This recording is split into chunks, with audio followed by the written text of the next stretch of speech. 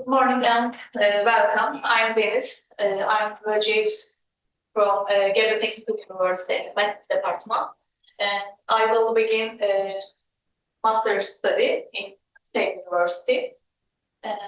With my mentor, she's from Toledo, University of Toledo.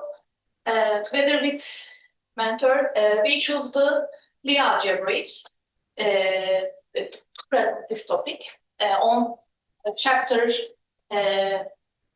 from Mackenzie's book.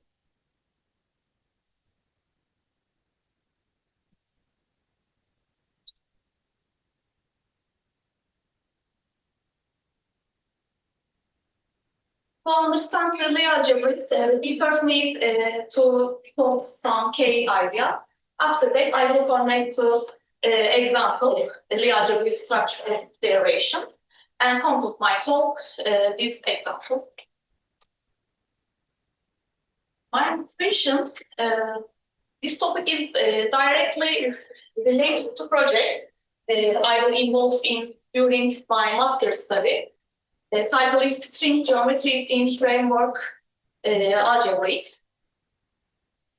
Lie algebroids provide a mathematical framework that generalize both algebraic symmetries and geometric structures. And this topic, this project, they play a fundamental role actually in extending concepts such as connection, dualities, and sigma models. As you can see here, the natures appear in many areas of math and physics, ranging from differential geometry to string theory and geometry. Let's start with the definition of vector bundle. Vector bundle is a triple, actually. E is a total space and it's a base space. Phi is projection map from E to M. A tangent bundle. Tangent bundle is vector bundle, actually. The base is manifold M. The fiber at each point be at tangent space. We give an example for circle S1. Each point has a tangent line, and when you put them all together, you get a cylinder without twisting. Let's look at the cotangent bundle. You can think of cotangent bundle is the dual of tangent bundle, actually. At each point, we take all linear maps from the tangent space to R, which are called one form. And this is a one form at local coordinates. Let's look at the example. We take our manifold R with coordinate x. The cotangent bundle T star R coordinates x and omega, where omega is coefficient in the one form. The base is R, the fiber is also R, and geometrically T star R, cotangent bundle, is R squared. Section of a vector bundle. A section just means that for each point in the base, we choose one element from its fiber. For example, in the tangent bundle, that choice a tangent vector. So a section is a vector field. Let's continue with bundle map. A bundle map connects two bundles in consistent way. One map works on base and another on the total space, making sure fibers match up correctly. If the base doesn't change, we call strong bundle map. Pullback of bundles. Think of pullback bundles as taking an existing bundle over N and using map from N to N to recreate that bundle over M. Each point in M gets the fiber corresponding to its image in N. Vector field. Actually, a vector field just means at every point on manifold, we pick a tangent vector. It's same as choosing a section of the tangent bundle. Locally, it looks like this, a combination of partial derivatives each multiplied by a smooth function. Differential K form, in the previous slides, I explained one form for cotangent and cotangent bundle, yes. Now I will give the definition for the K form. A K form takes K tangent vector at a point and produce a real number. It's unsymmetric, of course. This is so if you swap to of input sign of the field. The exterior derivative. This is operator that derives a degree of from form by one. It flows product rules but with a sign is dependent on the degrees. And doing it twice always gives 0. And for example, omega is x dy. We apply the exterior derivative. Exterior derivative omega is dx dash dy. Interior product. Let x be a vector field on M, and omega is K form. The interior product x of omega is the K minus 1 form. Properties, linearity, antiderivative, and nilpotency, like exterior derivative. If you apply it twice, always gets 0. For example, x is del x and omega is dx dash dy, then we apply interior product. Interior product x omega is dy. Cartan-Lonchik formula, actually, this formula says that Lie derivative of form along a vector field x can be commuted by combining exterior derivative and interior product. Lie brackets. Let x and y be as smooth vector fields on manifold M. The Lie brackets is a vector field defined by its action smooth function f in C infinity M. Defined like this and in the local coordinates. Yes.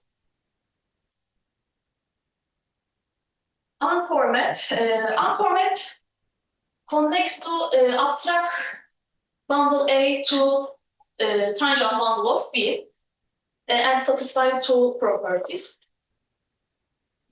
Anchor map is important for us actually because we see it again our main example. The Algebroid. Now we come to the part where everything I just explained come together. Let N be a smooth manifold, the Algebroid over M constant. A vector bundle, a Lie bracket, a unit vector bundle, Lie bracket, and anchor map, satisfying certain compatibility rule, Leibniz rule, and anchor compatibility. Lie algebroid is called transitive Lie algebroid if anchor is fiber-wise surjective, regular Lie algebroid if rank A is locally constant, and totally intransitive Lie algebroid if anchor map is 0. We have a proposition about the restriction of a Lie algebroid.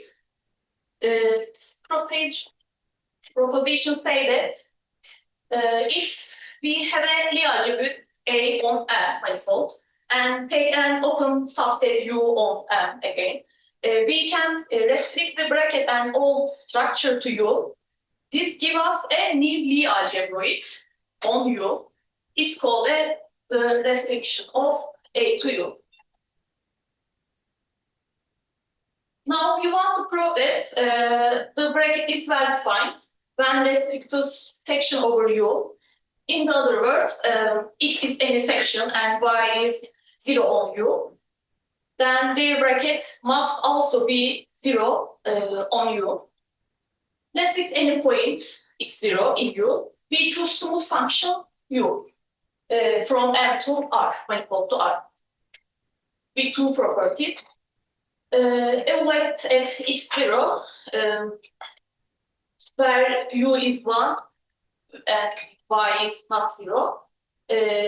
We can write this Y as U1.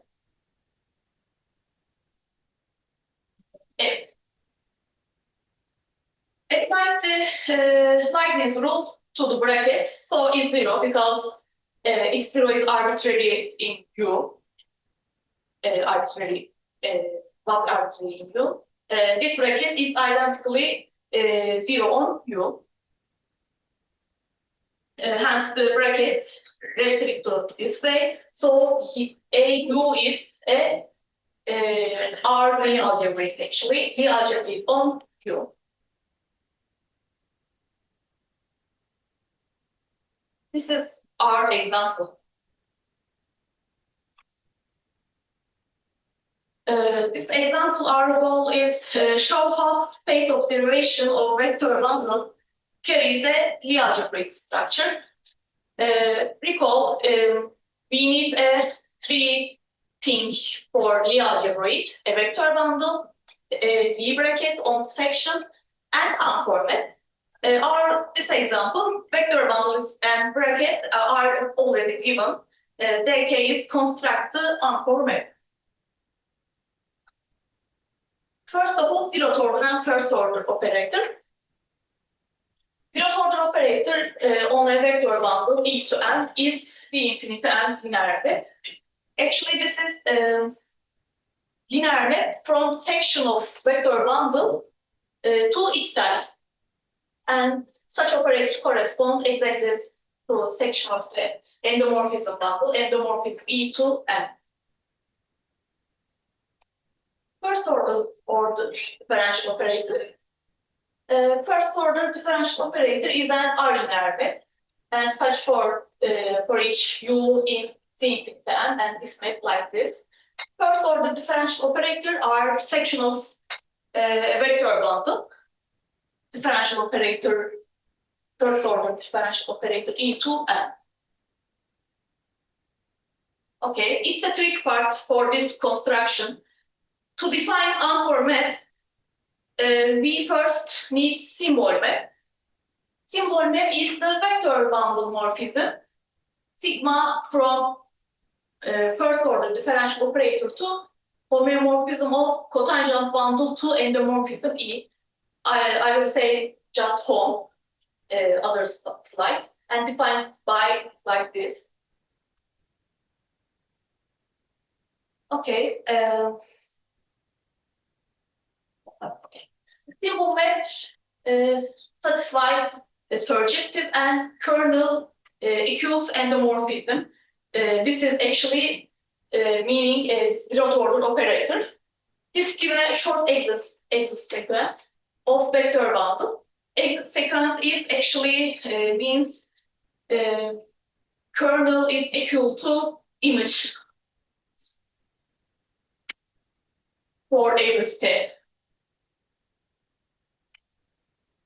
Canonical embedding. There's a canonical embedding and it's given by this way. Okay.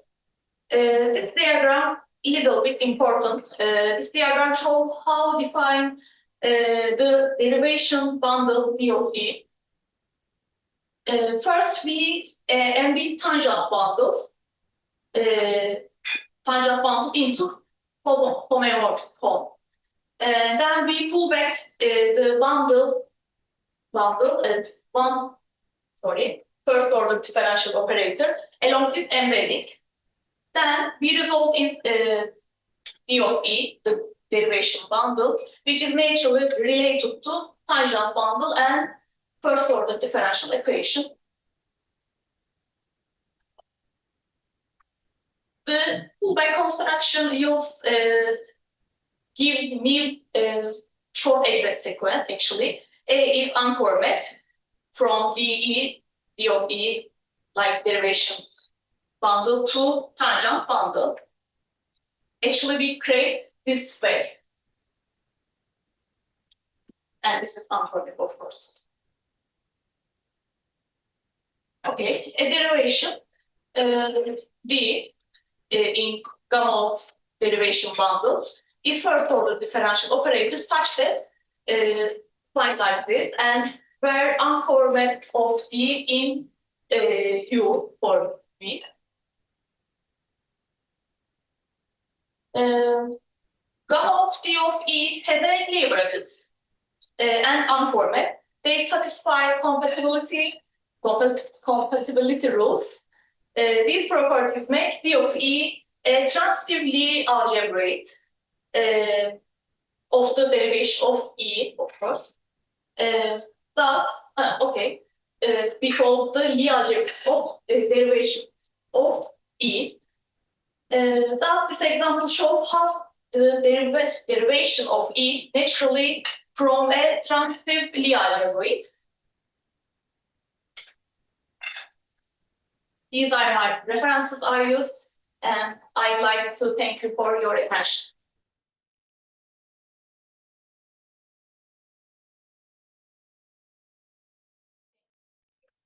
Good morning, everyone. Welcome to Sabancı. So my name is Nesibe. So I'm doing my PhD in the University of Graz in Austria. And my research area is applied analysis. More specifically, I'm working with the PDEs, specifically nonlinear dispersive equations. And my mentee, Beyza, is recently graduated from the Gebze Technical University from the bachelor. And actually, she also got accepted from the master's program there, so we congrats her a little bit. And then she's also working with PD actually, and already she will do all the projects during her bachelor. For that reason, we decided to work on a traveling phase. And if you know a little bit about the traveling phase, the mathematical model of the traffic flow is one of the main applications of the traveling phase. So I give this speech to the Beyza, and thank you for the time. Hello everyone. Today I'll be presenting on modeling of traffic flow. And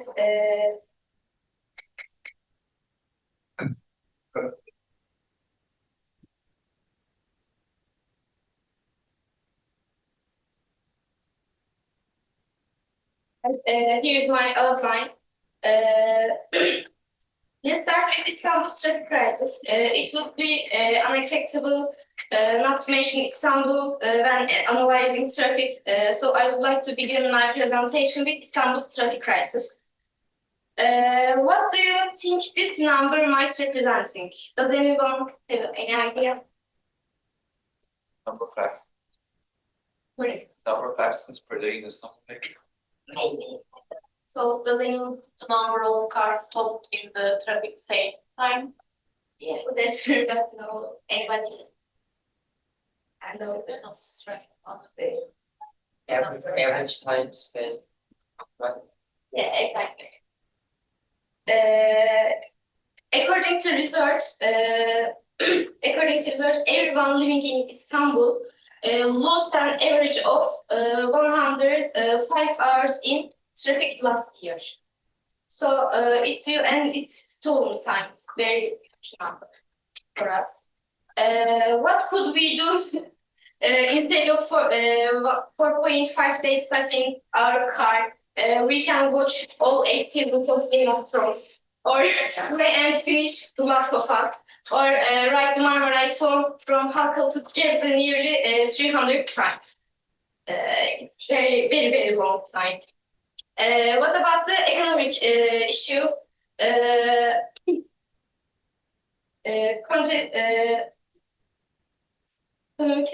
traffic congestion costs Istanbul 12 billion Turkish liras annually, which is 3.2% of Istanbul gross domestic product. Why? Wasted fuel and higher energy costs, lost productivity, hours that don't go, we go to work or rest, Higher transportation cost, delays in logistics, and rising prices. So, can Met solve this the whole traffic problems? In theoretically, yes, but in practice, we face some problems like data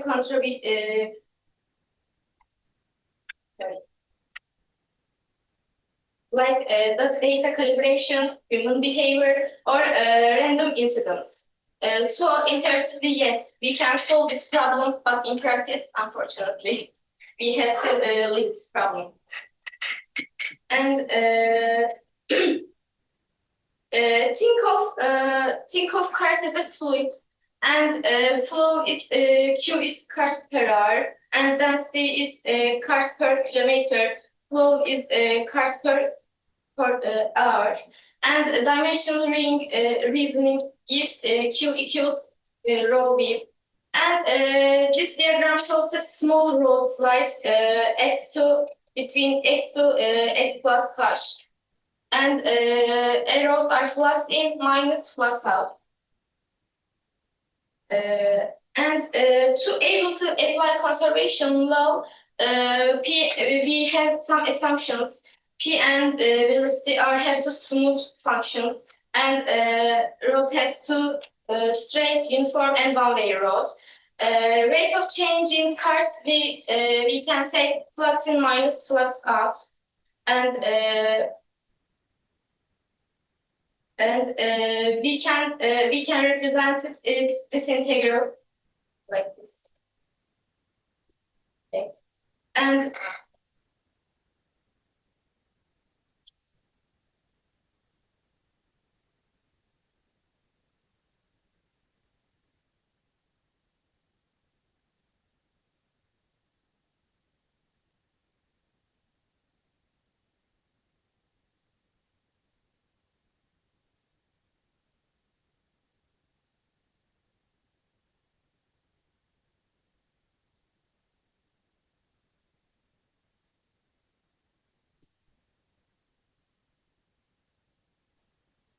then the rate of change of the number of cars.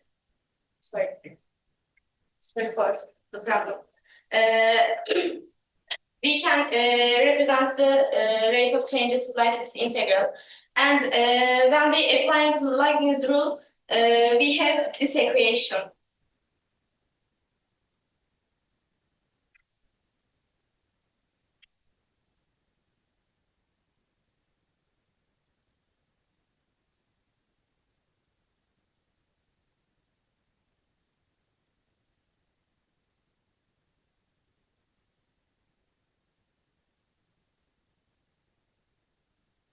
And we write the hand side, we have this equation. Using the mean value theorem, we get this approximation. This is first order approximation from the derivative of the flow in the x direction. So the equation becomes this. And dividing by h and letting h goes to 0, we obtain this equation. And finally, substituting q of xt and equals rho xt y velocity, we obtain this equation equals to 0. And let's continue with the traffic equation. In the previous slides, we obtained conservation law, and we talk about this equation, and we can show that the driver slowdown as density increases. We can show that as mathematically Green-Shields model. And if we substitute, we get Berger's equation for the traffic. And let's talk about some traveling waves. What is traveling wave?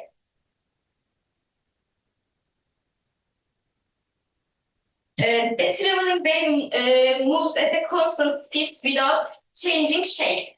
And it can be represented mathematically as u of xt is equal f of x minus ct, or u of xt is equal to x plus ct, where f is the wave profile, c is the wave speed, and x minus ct corresponds to a wave moving to the right, and x plus ct corresponds to a wave moving to the left. And properties of traveling waves. Shape preservation. The wave keeps its form while moving, or wave profile. The function f determines the wave shape, like sinusoidal or triangular. And we can talk about the periodic case. If f is periodic, the wave is called a periodic traveling wave. Also, we have a lot of examples of traveling waves, include vector waves, sound waves, tsunamis, traffic, and fire speed. But today we will investigate especially traffic. And traveling wave solutions. Recall the Burger's equations in traffic, and this is the solution of the Burger's equation, where c is wave speed and f is wave profile. We now plug this solution into the Burger's equation. Chain rule gives us these equations, and substitute the derivations, we get this equation. And if we apply simplifications, we obtain the last part, the last equations is equal to 0. And if solution is non-trivial, when c is equal to this equation, that means we can some sentences about the c situation. We have two cases. What if c is greater than 0? That means waves move forward with traffic. That means there is traffic, and for example, acceleration wave after a green light is low density. In case 2, if c is less than 0, waves move backward upstream. For example, brake light wave propagating upstream. And we can talk about the domino effect. If a hard brake, if when one car brakes, direction travels backward through the platoon, we can say it's domino effect. We can call it domino effect. For example, Istanbul example, and on E5 highway, we have these relations, and we can use this equation. We solve it, and we find c is equal to minus 26.7 kilometers per hour. That means c is less than 0. So there is high density, and that means if a hard brake in Maltepe in 15 minutes, then wave travel 6.75 kilometers upstream, and already affects Üsküdar drivers who haven't reached Maltepe yet. Why this matters? Predicting traffic jams backward traveling waves in the model show how congestion can grow and spread. And explaining phantom jams, traffic can slow down even without accidents or obstacles only due to wave dynamics. And guiding solutions, adjusting traffic light timing or road design can break backward waves and reduce congestion. And conclusion. What we learned today? We learned traveling wave, and which is the shape a traveling wave is a shape preserving moving solution in traffic. It's a moving density speed from and forward and lower density, backward and high density. And this is my references. Thank you for your attention.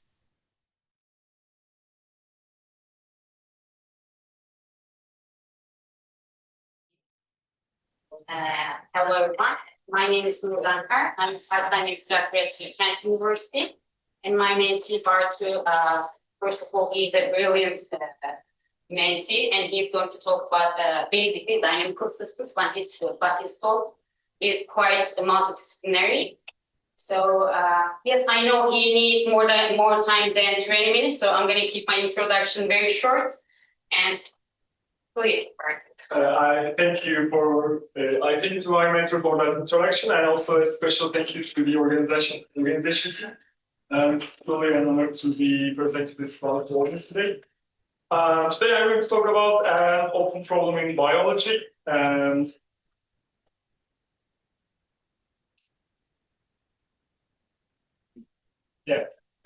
plan is to first introduce the problem, which has biological motivations, and then I'm going to introduce two approaches that may or may not solve the problem, and then I'm going to compare them. So first we need to talk about epigenetics. Long before we biologists clearly knew how development and genetics work, the primary understanding was that each gene in the genotype affects a single trait in the phenotype. And also the understanding was that the genealogy only seldomly affects the phenotype, and the body just moves on with this usually functions as a basis. But this idea was first challenged by Waddington in 1942, and he proposed that maybe each gene can affect multiple traits, and also each trait may be influenced by multiple genes. And also maybe the environment comes into place and affects the traits, and also maybe this interaction between the genealogy and the phenotype is constant. So how do we really imagine that and put that into a mathematical perspective, because no one is here today to listen to a math major talk about biology. Well, we can, as an example, take cell differentiation as an example, which deals with the cells being differentiated into different cell types. So we can imagine each cell as being part of this abstract space in an n-dimensional space.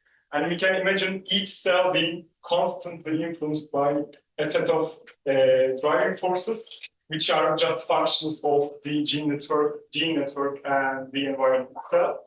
And this just gives us a set of ordinary differential equations, which constitute a dynamical system. It is worth mentioning that a dynamical system is not necessarily a set of n ODEs, because a dynamical system is simply any set of equations that describe the evolution of a system, right?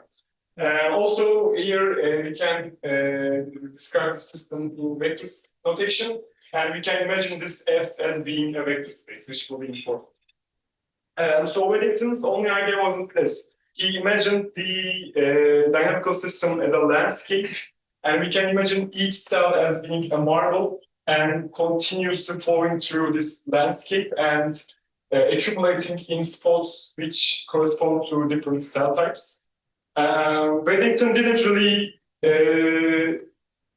care about how to construct this landscape. For him, it was just a visual analogy, but later it became evident that we can use this understanding as the basis of the mathematical framework to study such systems. The landscape here is, of course, just a scalar function over the phase space. So the question becomes, how can we construct this landscape? For doing that, we need to first introduce some notions from dynamical systems. First of all, a steady point in the dynamical system is just any point where all the time derivatives are zero. So if we are at a steady point, we stay there indefinitely, which also corresponds to the notion of a constant solution if we just consider this as a system of ODEs. But steady points are not enough. In this figure, we have two marbles, which can be thought of as being part of the landscape. And as you might imagine, both of these marbles are steady points, because the marbles can balance themselves there continuously. But of course, the behavior of the two models are completely different because the one on the right, with just a small perturbation, moves across the phase space, while the left one is more stable. So we need a notion of we need to introduce another notion, which we will call stability. And stability of systems, especially in Çırçır systems, was first rigorously studied by Lefno in 1892, the Russian mathematician.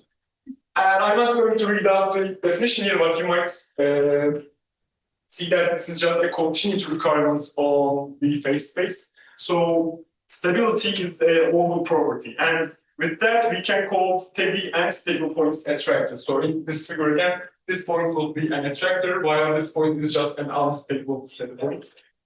And the Lefno really gave a lot of theorems on this topic, but the one of interest to us is this one, which is also called Lefno's second method.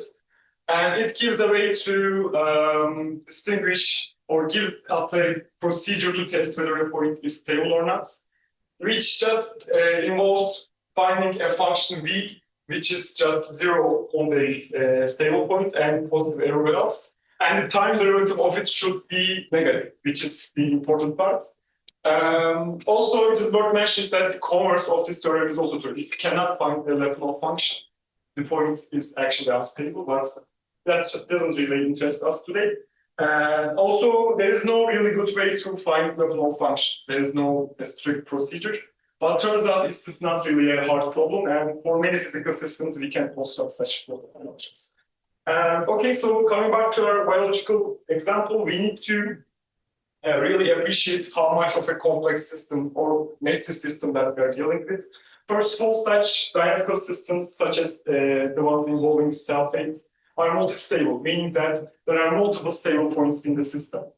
Also, they are non-gradient, meaning that the vector space, as we think of it, is not the gradient of another vector space, which is, of course, going to complicate things, as you might appreciate. Also, these systems are not in thermodynamical equilibrium. And for systems at thermodynamical equilibrium, physicists really have a lot of tools to investigate, but these systems, these biological systems, are always in constant exchange of matter and energy for nuclear ceramics, so they are at an equilibrium.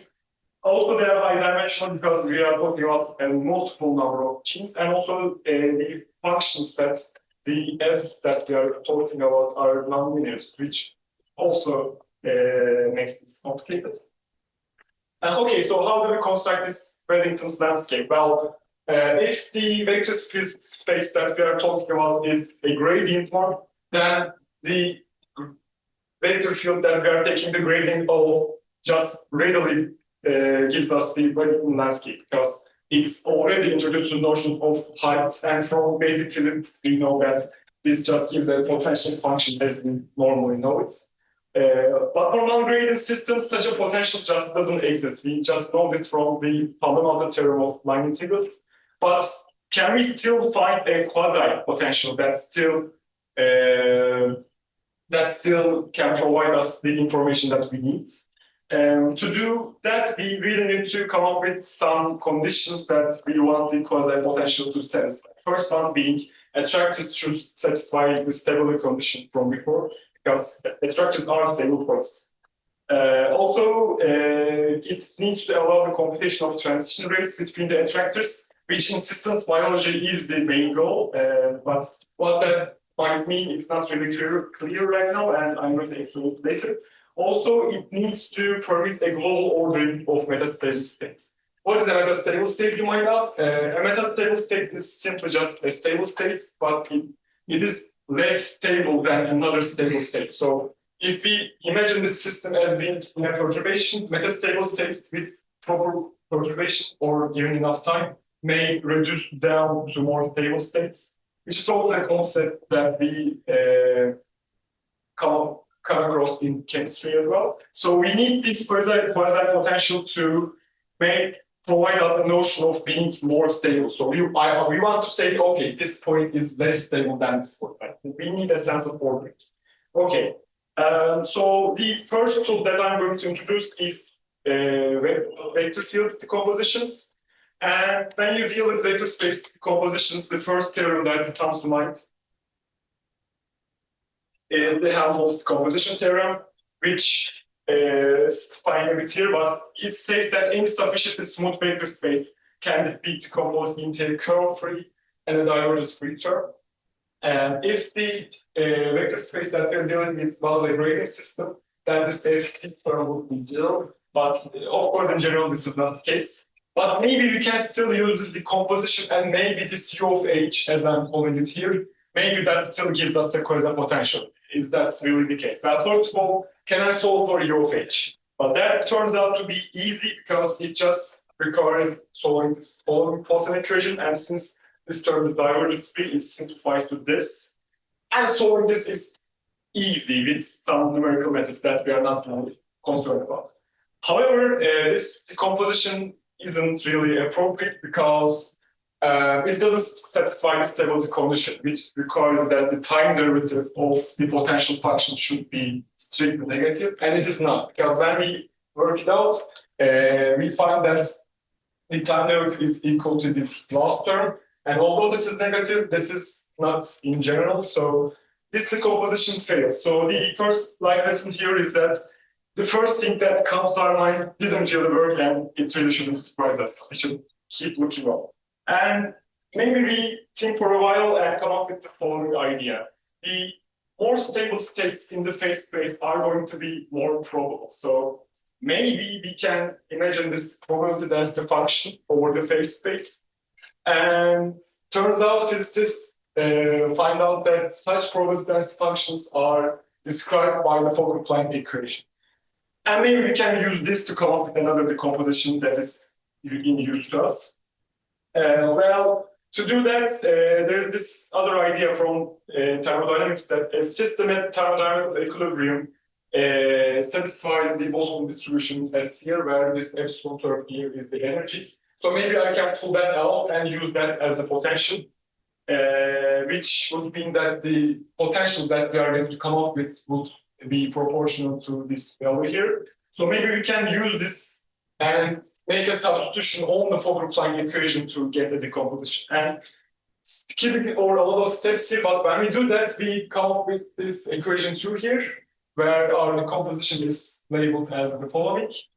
And okay, is this really of use to us? Well, when we check for stability again, the time derivative turns out to be this. And we still have this part which is not negative in general. And we also know that this part is just equal to the dot product of the potential, gradient of the potential and the other remaining vector fields. So this is, again, didn't work. This still doesn't satisfy the stability condition. You want this to be negative. So, okay, this didn't really work out. So the second lesson here is actually just because something didn't work out doesn't really mean that we haven't made progress towards the solution. Because actually we are done. We find the proper condition that we need to impose, which is the fact that when we decompose the field, we want this gradient of the potential and the other remaining part to be perpendicular to each other. Because when we do that by the exact same calculation, when we calculate the time derivative is going to be strictly non-positive, which is the condition that we look for. So we find a solution. The normal decomposition enables us to make a decomposition that satisfies the stability condition. Okay, this is great. So now let's put this apart and talk about another thing. Also, by the way, it turns out it is still possible to solve for UNOR by employing some numerical methods, so it's not really a concern.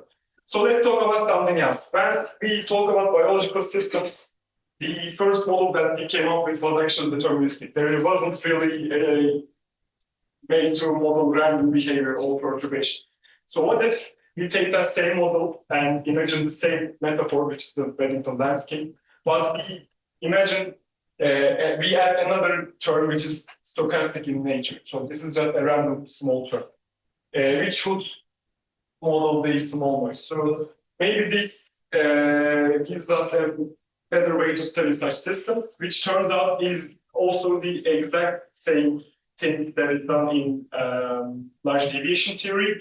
And from large deviation theory, we can imagine, okay, maybe we can add up this perturbation terms by calculating the time derivative minus the f So as you might imagine, this actually does that.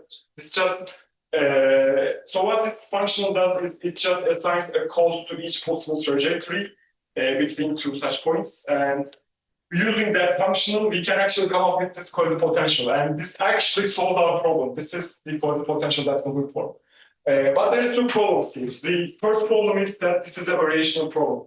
You might realize that we are taking the input over two variables, and these are just the study of these is called variation calculus, and solving such problems is not really easy in general. But the unique union still exists, so this is a well-defined quasi-potential. We know this by the variation principle. The actual problem is that this only gives the sense of quasi-potential with respect to a single point in the phase space. It is not a global sense. And this is a problem because the systems that we are dealing with in biology are multi-stable. There are a number of stable points. So, but again, this actually is a really good tool because this also allows us to calculate the expected exit times and also transition probabilities between two stable points in the phase space. But this is a good tool, but it doesn't really work for multi-stable systems. As I said, it only gives the sense of ordering for a system of two attractors. And also, turns out, which I really want to talk about this, but we don't really have time. This can be generalized to a global sense, but then we lose the transitivity property. And as it happens in math, when you lose transitivity, you lose the sense of ordering. So it cannot really be used. The big picture here is that there is this paper that discusses the relation between these two completely different approaches. And it turns out the mathematical relation between them is so simple. The quasi-potential from large deviation theory is just 2 times the quasi-potential from the normal decomposition. And this is great. So it feels like we can use normal decomposition to solve all of our problems because the normal decomposition quasi-potential works for multi-stable systems. But although they are mathematically related, the quasi-potential from large deviation theory allows us to calculate much more things than the normal decomposition. So although this is a great tool, it doesn't really give us all of the information. It only computes the minimum value of each path. We cannot really compute minimum action paths or transition rates with this normal decomposition.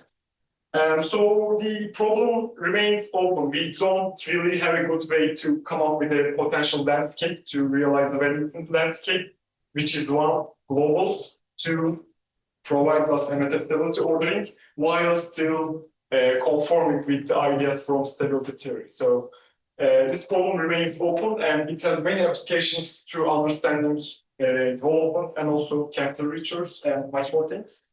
So yeah, that's all I wanted to talk about today. Here are my references, and I thank you for attention.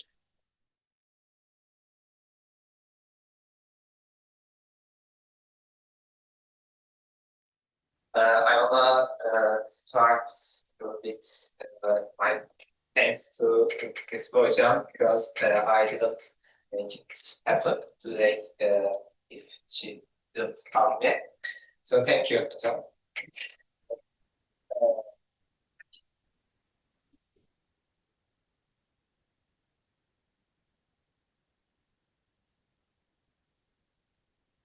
Today I'm going to present function approximation and mostly about Fourier series. Why Fourier series? Because in real life, most of the things can be understood as signals, waves. So at this point, working with Fourier analysis is a very useful thing. So what we did here is what is Fourier analysis, how to use with aligned functions, approaching functions, and also its labs, and also some. I'm going to talk about a little bit other techniques, which is wavelets. Basically, a Fourier series is an infinite trigonometric polynomial. What is a trigonometric polynomial? It's a polynomial. It's a finite polynomial whose terms are basically sine and cosine functions. As you can see here, C to the n is our coefficient, and e to I n of x by Euler's formula. You can see it is cosine and sine functions. Also, we use partial sums when analyzing, and our sums are symmetric sums. At this point, I want to talk about Dirichlet kernel because one of the fundamental parts of the Kernels is Dirichlet kernel. Definition of Dirichlet kernel is this sum. It looks quite basic, but when we do some kind of algebraic manipulations, it also equals this expression when x is not equal to 0. This is important because, as I mentioned, we use trigonometric polynomials, and it's a trigonometric polynomial expression. The most important feature of the Dirichlet kernel is its partial sums of the convolution. What is a convolution? You can think of convolutions as weighted sums.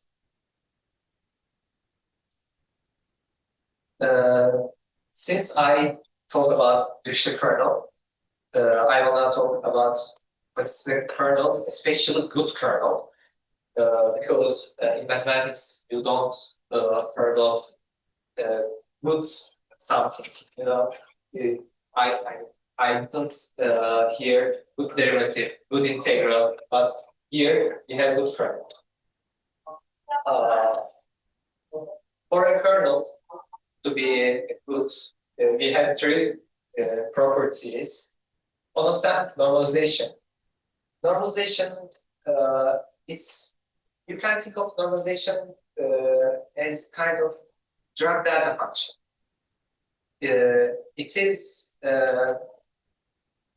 Its sum is 1 all over the region.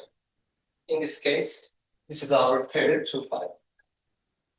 Uniformly boundless is another property. It is it's very important. And one fact, if our function, our kernel, is greater or equal to 0 for all n, if we have normalization, then we get automatically uniformly boundless. Also, the third property is concentration at 0. It means when n goes to infinity or for large n, the values approach to origin. Good thing about good kernels is when we use it in convolution. We take convolution of f with a good kernel. It gives us f again. I mean, it's kind of identity elements. Also, when we take a drag data function with another function in convolution, it's also the function itself. So it is important and makes our calculations easier.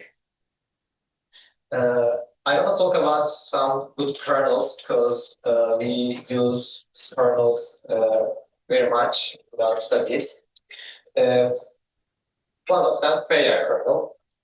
Fourier kernel is coming from the cellular sum of Dirichlet kernels. And we stated when we make some algebraic manipulations, we get this formula for Fourier kernel. And I'm going to show it's a good kernel. For normalization, we need some in algebraic manipulation, and it's going to 1.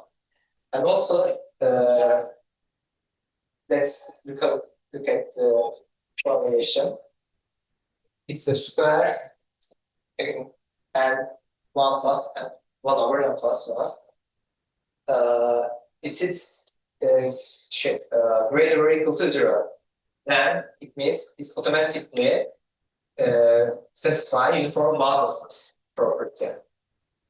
Also for concentration near 0, it's a little bit looks complicated, but basically it goes to, when n goes to 0, it goes to 0. Another one is Poisson kernel, and we get Poisson kernel when we use Abel's summation, Abel's sum.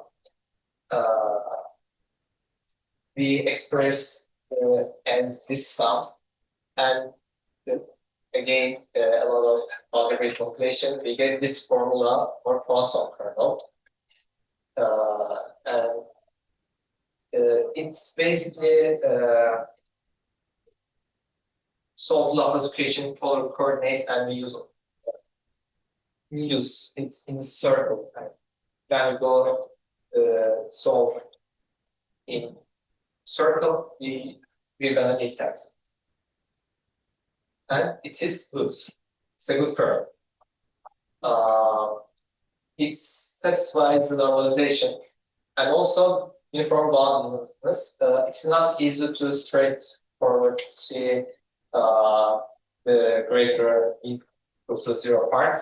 So let's remember this formula, and we take r from 0 to 1. So 1 minus r square, this part is greater than 0. This part, for this part, we're gonna use this manipulation. We add minus 2 r square here. So we have 1 minus r square. Also minus 2 r square. Since we add minus 2 r square, also we add plus 2 r square. And we make plus this expression from there. And this expression greater than 0 because cosine function has its maximum value at 1. So if we change cosine theta with 1, this expression is gonna be bigger than this one. And if we look at the whole expression, we're gonna see that this is a square of some function. So it must be greater or equal to 0. And again, concentration near 0, we're gonna use some this algebraic manipulation, and it's gonna be satisfied. This okay. Why did we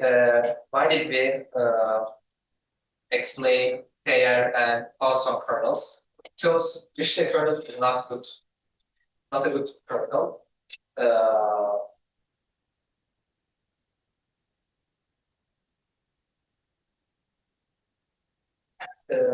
And it violates the second uniform boundedness and the third property of being a good kernel.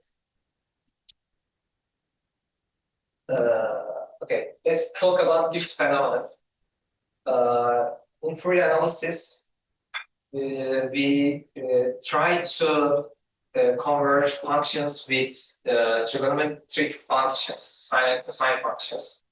And sometimes the functions have, most of the time actually, discontinuities. And this discontinuities makes our lives harder. And when we try to approach this function, we get like 9% error.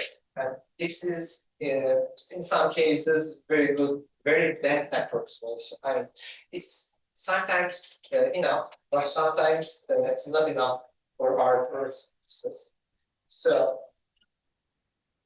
I wanna show some graphics about our kernels. As you can see, digital kernel is violating so much in the domain. So also you can see it goes upper the x-axis and down the x-axis. It oscillates between positive and negative values. It makes it harder to use it and causes 9% error. Failure kernel is when you look at it, it never drops down to below zero. So it's always positive. It makes smoother our approximation. So, and this is why it's a good kernel. It makes our life a lot easier. Also, it is true for the Poisson kernel. It never go down below zero.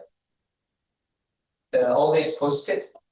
We don't need, we don't get 9% error or Gibbs phenomena.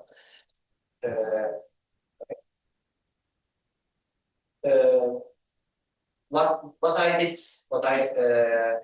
explained until now is this function of, you get a function f, and we try to approximate it with Fourier series, and we use partial sums to do that.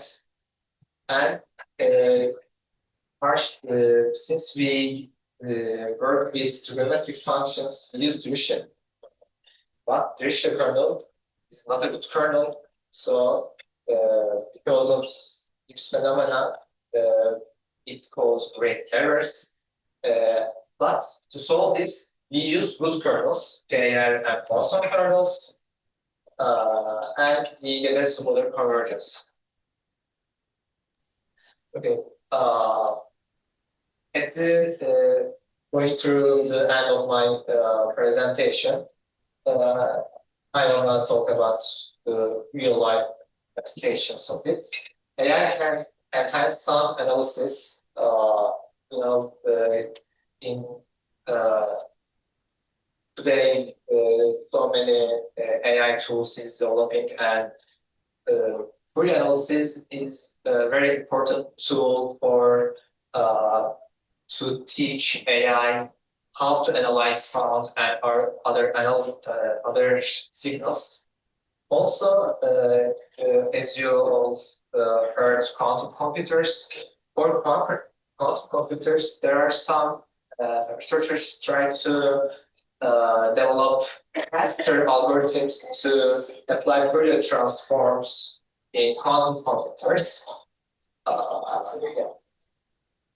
And other fields, advanced harmonic analysis and partial differential equations, it needs Fourier analysis, engineering, signal processing, and as I mentioned, there are another approach other than Fourier analysis, which is wavelets.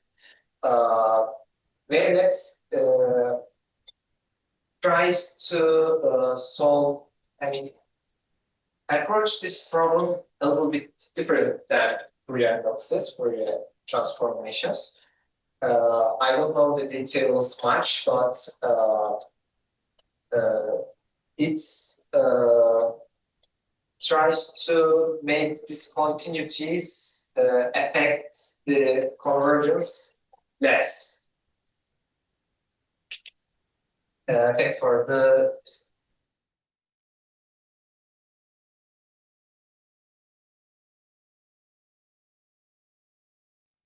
So, hello everyone, I'm Cansu Şahin. I'm studying mathematics at Istanbul Medeniyet University.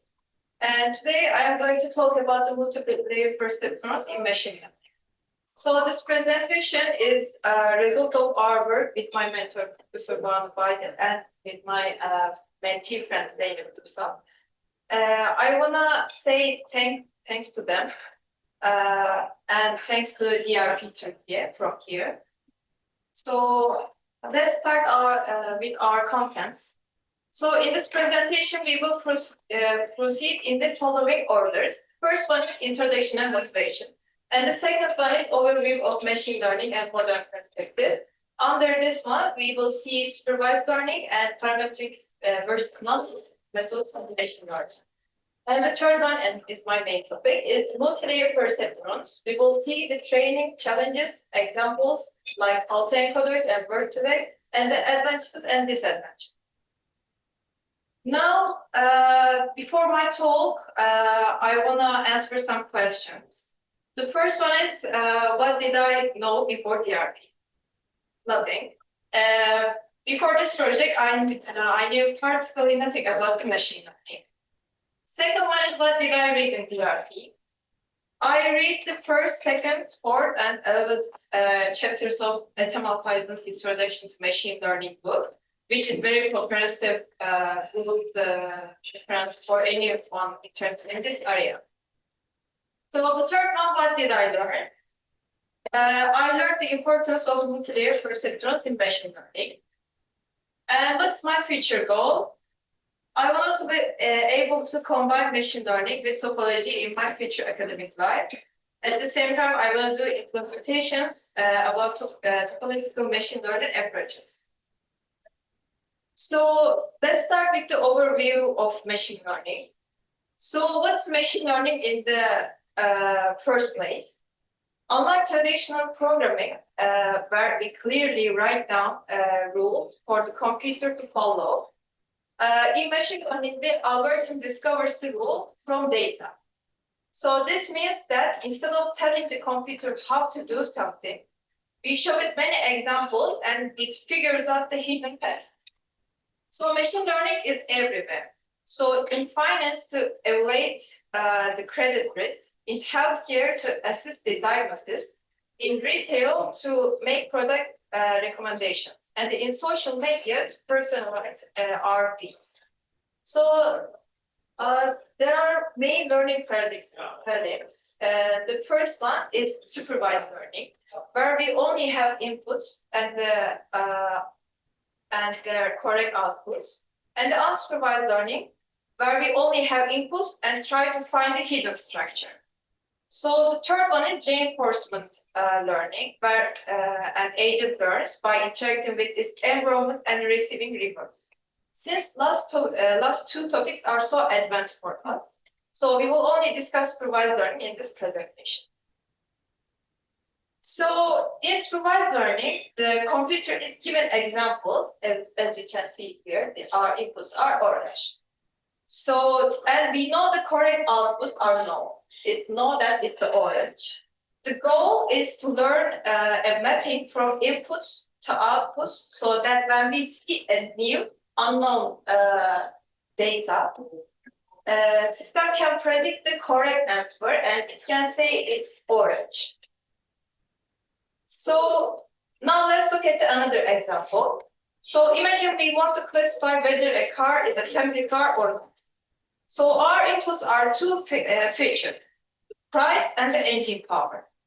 So we represent each car as a point in this two-dimensional feature space. Now the task to draw a boundary that separates the positive examples from the negatives. So in the figure, we used rectangles as our hypothesis class. So the most specific one is S, is covering the tiniest rectangle, all the positive ones. The most general one is the G, is the rectangle is the largest rectangle that still excludes all the negative examples. So between S and G, we have a margin, and that's a version state actually. All the possible hypotheses that are consistent with the training data. So this gives us a sample of how learning works. We start with many possible hypotheses, and as we see more data, the version space shrinks until hopefully only one good hypothesis remains.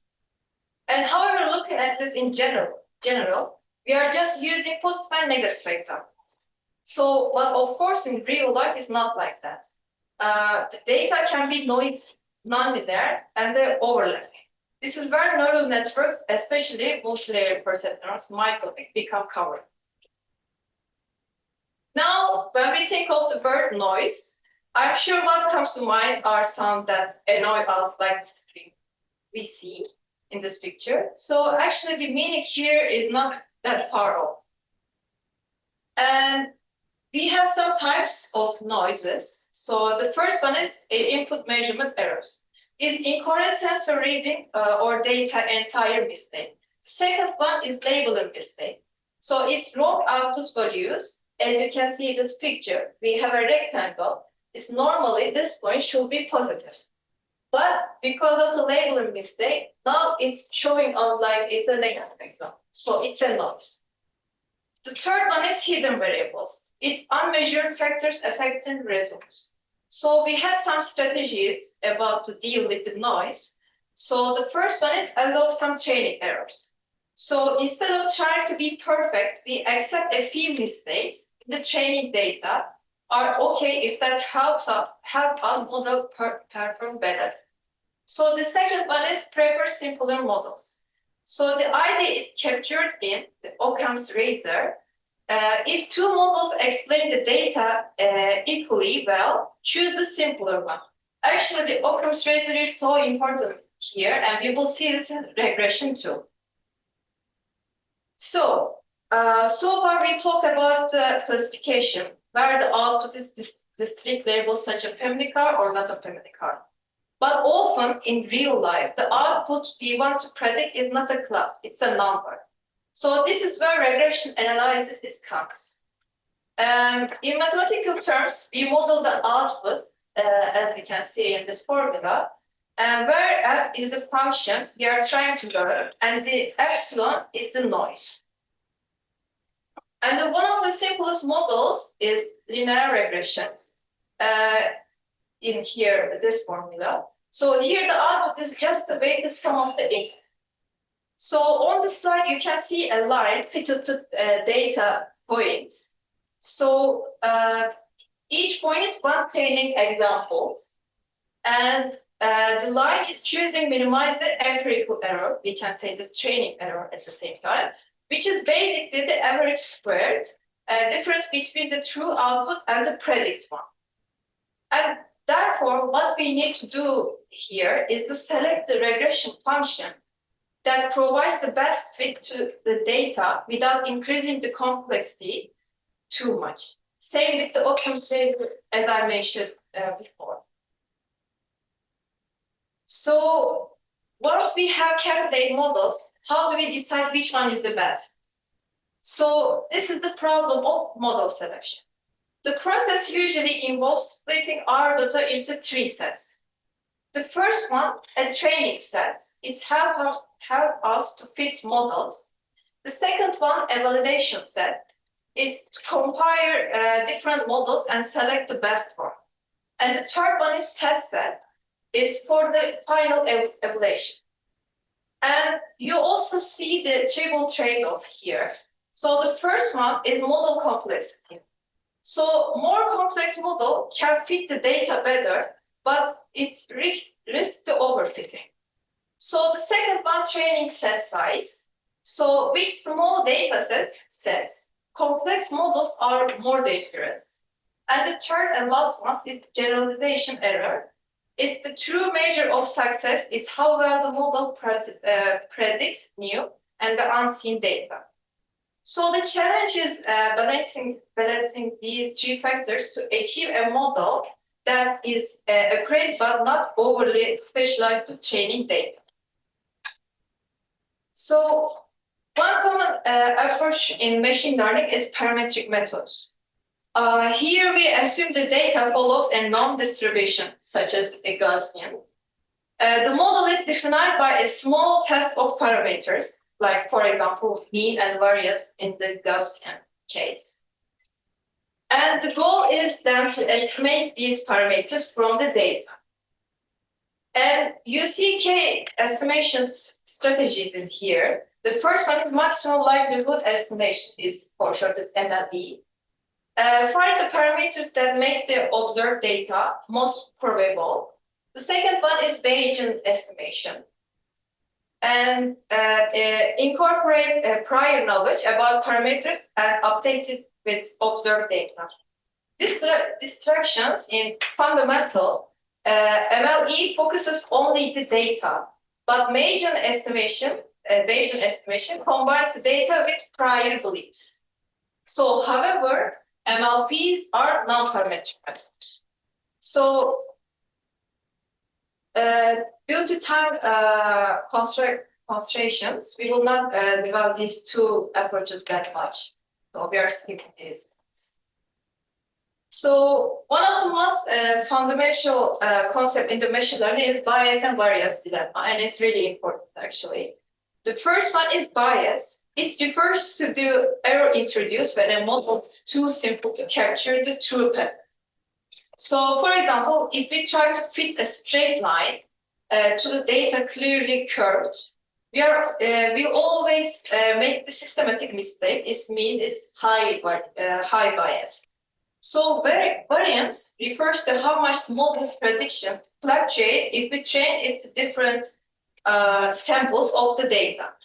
A very complex model with too many parameters may fit the training data perfectly, but perform badly on the new data. So that's high variance.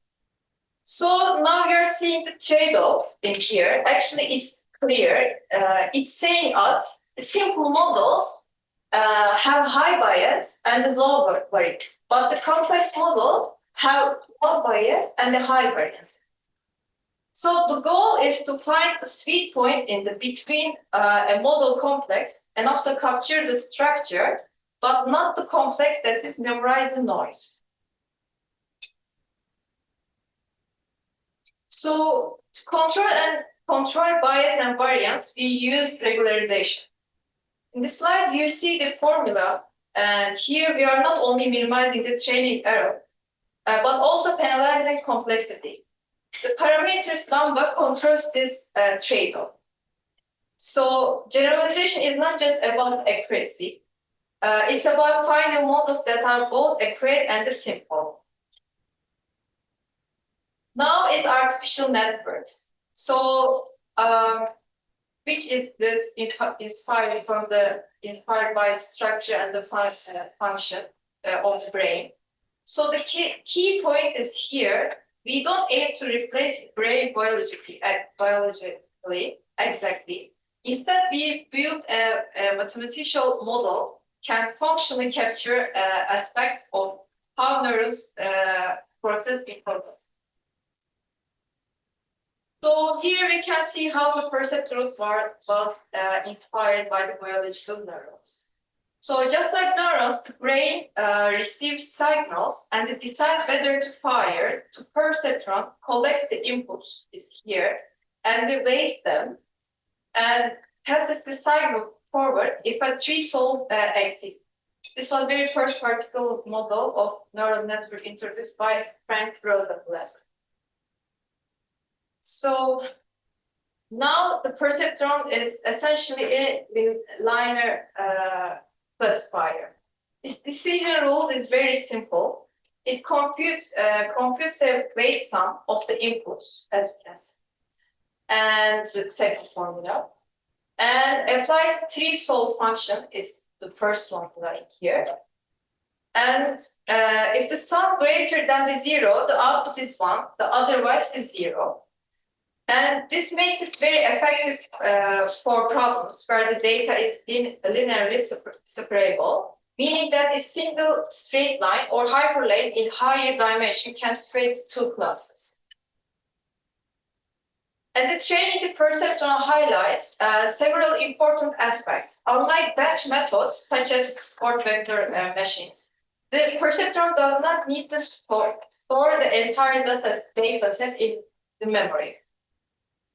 Instead, it updates its weights incrementally, one training instead at a time. This makes it especially suitable for real-time learning and applications where data arrives continuously. So another advantage is adaptability. So for example, in speech recognition system that must adapt to individual users, perceptrons can adjust their weight dynamic. So they are also relatable, robust, tolerating hardware changes or noisy sensors. And now my main topic is multilayer perceptrons. And MLPs consist of layers of intercorrect neurons like input, hidden, and output. The input layer takes the features, and the hidden layer transforms these inputs and linear ways. And the output layers produce the prediction. And by adding hidden layers and using nonlinear activation function, MLPs can model a very complex nonlinear relationship. For instance, they can solve the XR problems, something in a single perceptron could never do. So this was a major breakthrough in neural networks research. So now we are talking about MLP's components. So they have some key components in here. The first one, there are the artificial neural cells, which are organized into layers. And the second one is each cell performs a weight sum of inputs. This is called regression function. Then this sum is passed through an activation function. Without this nonlinearity, the entire network reduced to just a linear function, no matter how many layers we added. Common activation function includes sigmoid, hyperbolic tangent, and the review. Each bit has own strategies. So next we need an error function, sometimes called a loss function, to measure how far the network's predictions are from the true value. Example include mean squared error for regression or cross entropy for classification. And finally, we have learning algorithm. So it's such backpropagation with gradient descent, which updates the weights to minimize the error. These comments together enable the MLP to learn and the generalize from the data. And now, how do we actually train the MLPs? The answer is backpropagation algorithm. So it has two main paths. First one is forward path. So we feed the inputs to the network and compute the output. Second one is backward password, and we calculate the error and propagate it backward through the network, obtaining the weights using the gradient descent. And this process is repeated many times, and gradually reducing the error until the network learns a good mapping from the input to output.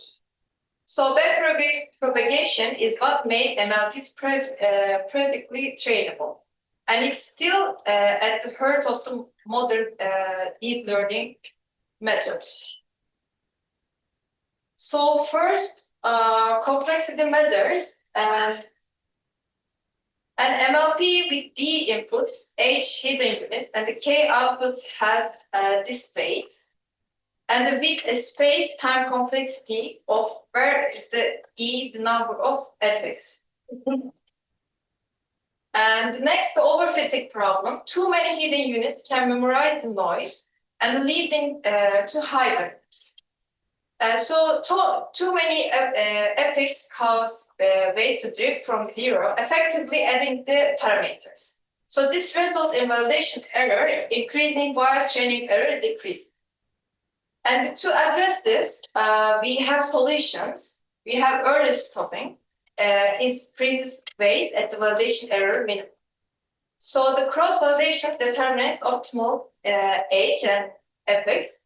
Multiple restarts have escape local minimum. And here you can see the architecture of the autoencoders. On the left side, we have the encoder, which takes the input data and compress it to the smaller hidden layers called the bottle. So on the right side, the decoder tries to reconstruct the original input from the compressed version. So visually, it's a network that first shrinks the data and expands it back again. So autoencoders are extremely useful in unsupervised learning.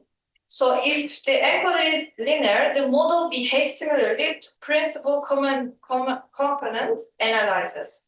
So identifying the directions of greatest variance in the data. However, when nonlinear activation functions are introduced, autoencoders can learn much more complex structures such as manifolds underlying the data distribution.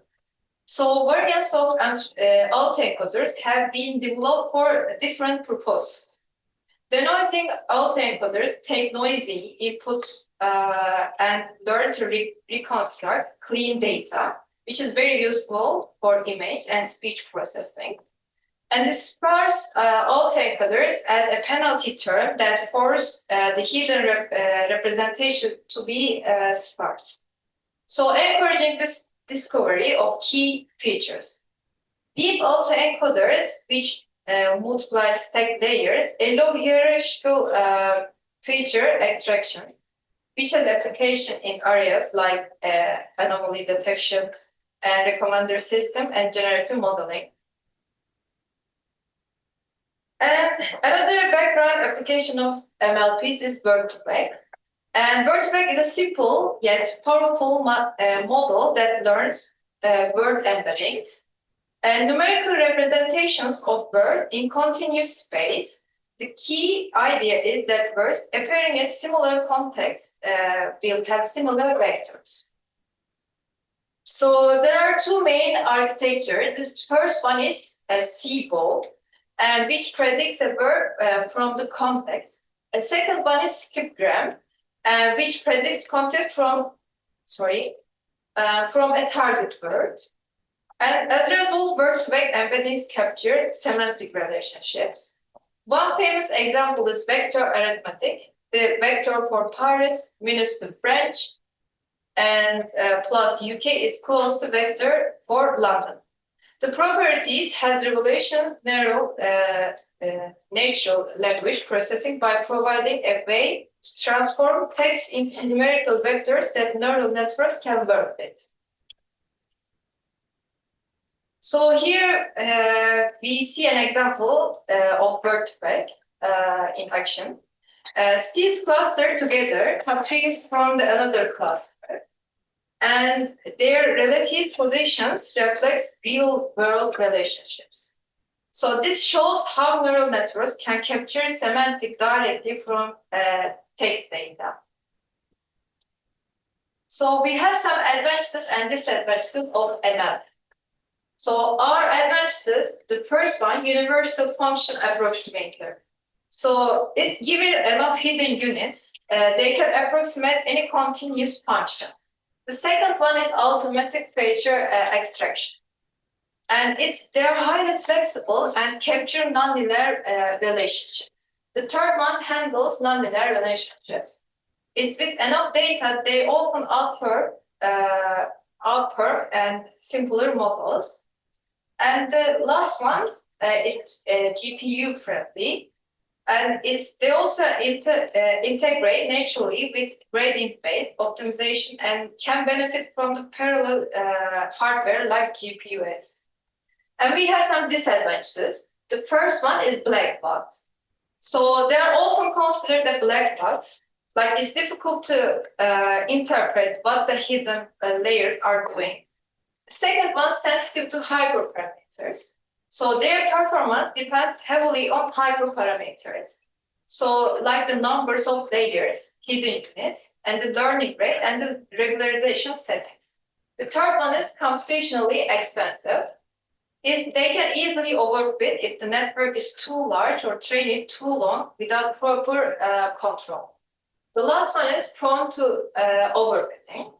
And computational cost is another factor, as large networks require a lot of data and powerful processing power. And thanks for watching.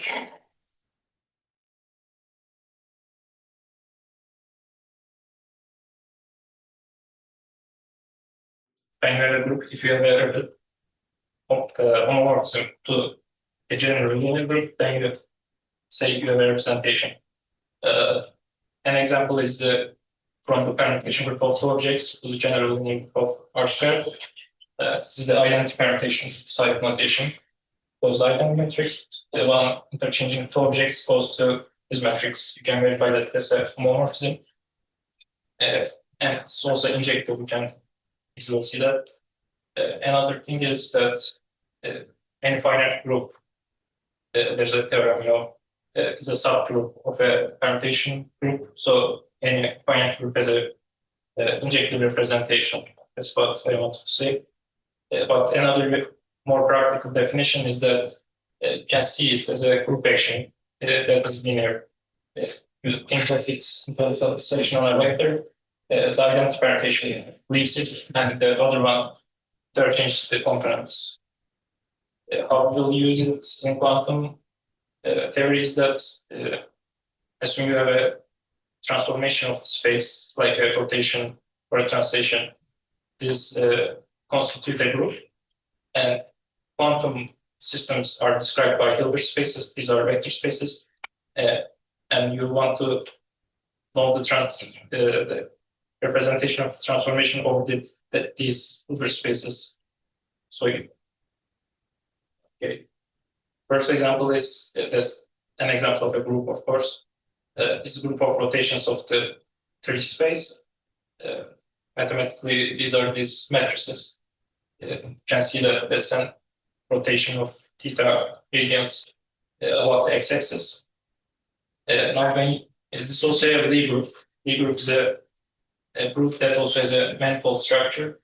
In some sense, it's continuous. You can continuously change the parameter. When you have a Lie group, you get an associated Lie algebra. And in terms of, let's say, for the case of matrix Lie groups, the Lie algebra is a basic definition, otherwise it gets more complicated. This is the Lie algebra is the set of matrices which, when you exponentiate, you get into the group. And for the group of SO3, these are symmetric matrices. When you take transpose, they get a minus sign. And the Lie algebra has a vector space structure. These guys span the Lie algebra. It also has a Lie algebra structure that is defined by the commutation relations between the bases. This means, commutator of Jx and Jy is Jx Jy minus Jy Jx. Can show that it satisfies this. And the Lie algebra is actually defined by those commutation relations. And let's see how you exponentiate one to get into the Lie group. You'll take the Jx. You can compute the powers of it. You will see that it repeats after some moments. And if you put in the definition of an exponential, that's the exponential is defined by its infinite sum, like the Taylor series of an exponential function of the reals, but generalized to the matrix case. As I said, the powers repeat, so you can put it and group. When you group, you get the expansions of sine and cosine. If you put this, you'll see that you get this rotation matrix. And so that Jx is said to be a generator of rotation around the x-axis, because when you exponentiate, you get the rotation around that axis. Another thing is that you can differentiate this exponential and evaluate it theta equals 0 to get Jx back. That will be important. Okay. Now as an example of a group, we want to know a representation of this group on a Hilbert space, and most of the quantum mechanical Hilbert spaces are of this type. These are square integrable functions. and it's an infinite dimensional vector space. We define the action of the group elements are on a function as this. You can see that it's a homomorphism. You can prove that. And what's important is that with this kind of a definition, you get a the algebra representation also by deriving and evaluating S0. Let's see what we get when we look at the representation of Jx. You compute the exponential, you put it like this, you multiply, you use the chain rule, and you get this. And this, quantum mechanics, this is of by a factor of 5 from the regular angular momentum operator along the x-axis in quantum mechanics. And in introductory classes, quantum mechanics, angular momentum operator is defined this way. In classical mechanics, you get it by cross product. And if you put the proper analogs, quantum analogs of the operators, and use this formula, you get this one again.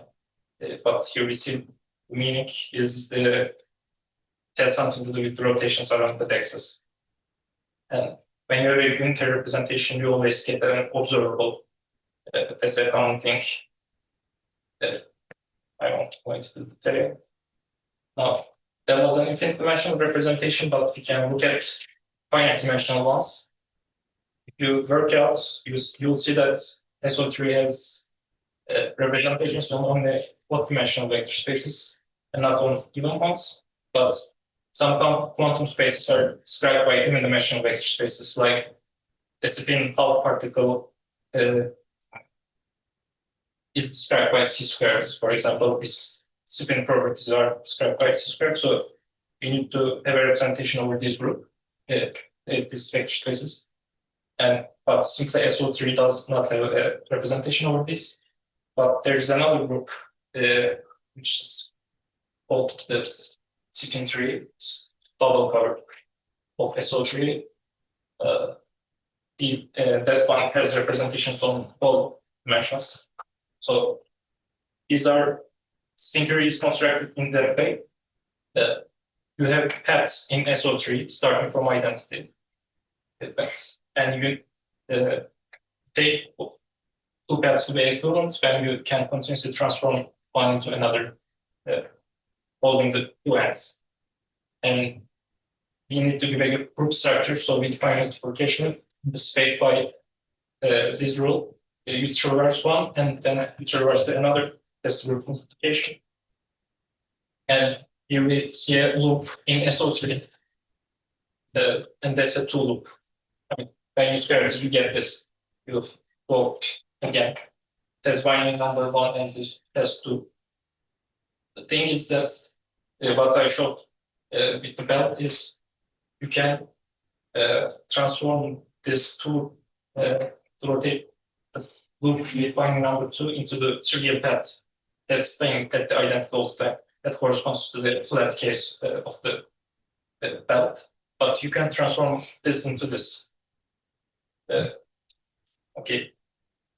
This is of course about the topology of SO3 and the loops of a topological spaces can work this by fundamental pocket. If you work, it turns out to be Z2. Okay, these are representations, as I said. You can show that it's isomorphic as a group to SU2. This is the group of unitary matrices with determinant 1.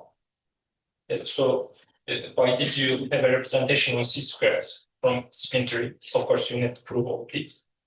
But the thing is, when you do a rotation, it's not equivalent to the not rotation at all. But when you do it again, so when you square it, you get the trivial path. So by this idea, you can see that this under this isomorphism, it must go to minus identity. A 2-pi rotation, I mean, must go to minus identity, and a 4-pi rotation must go to identity. So, as I said, spin a space of a quantum particle with a spin half. This is described by the C squared vector space. So when you act by a 2-pi rotation, you get minus of it. So that's when physicists say you rotate the electron and you get another thing, they mean this. Okay. You can also study the algebra of SU2 and we'll see that they satisfy the same commutation relation, so it's isomer the one of SO3. And if you do the same thing with this time with the spin this basis, let's say, you get what physicists call spin operators. So the angular momentum and spin has this in common. Now, mainly these are actually irreducible representations. I didn't mention it, but if you have a particle with a definite spin, like spin L, then you get a irreducible representation of SU2.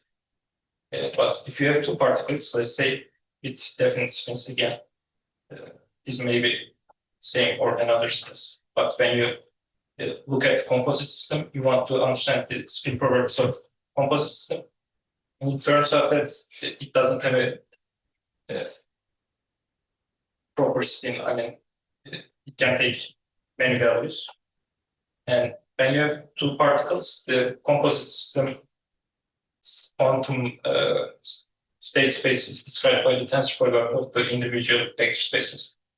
And if you have a representation of a group over both these, you get another representation, product representation. That's what I called it by this tensor product formula.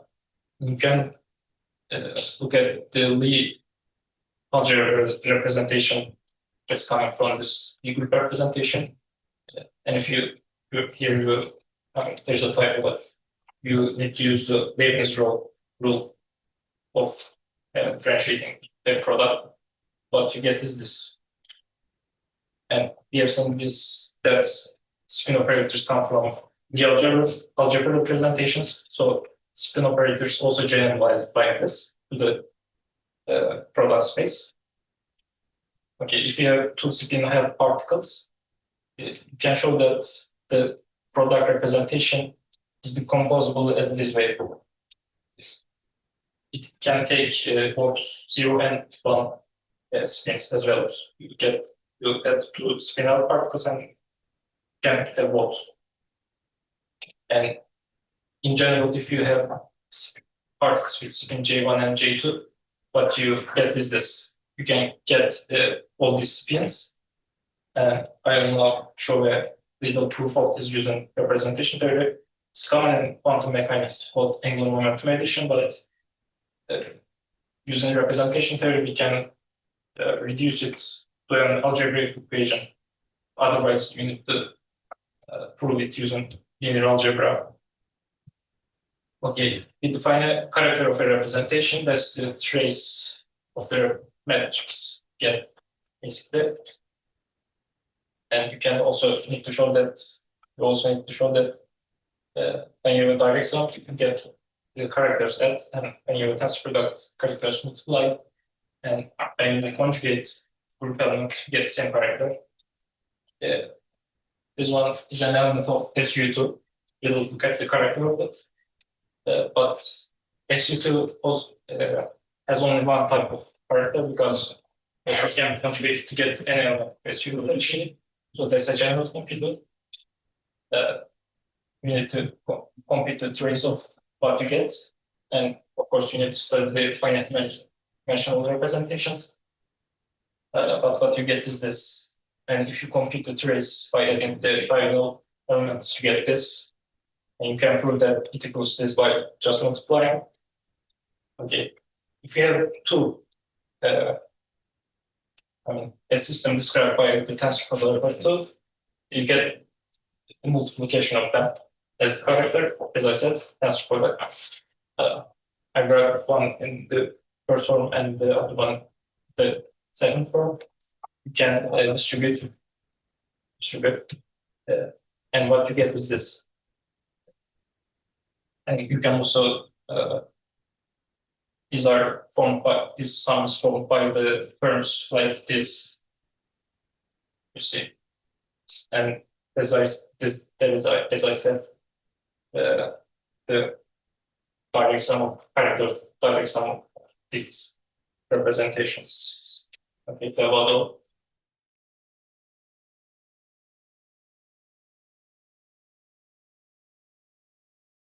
So I'm going to give a physical perspective proof to the mirror symmetry. This is a very important symmetry to the quantum field theories.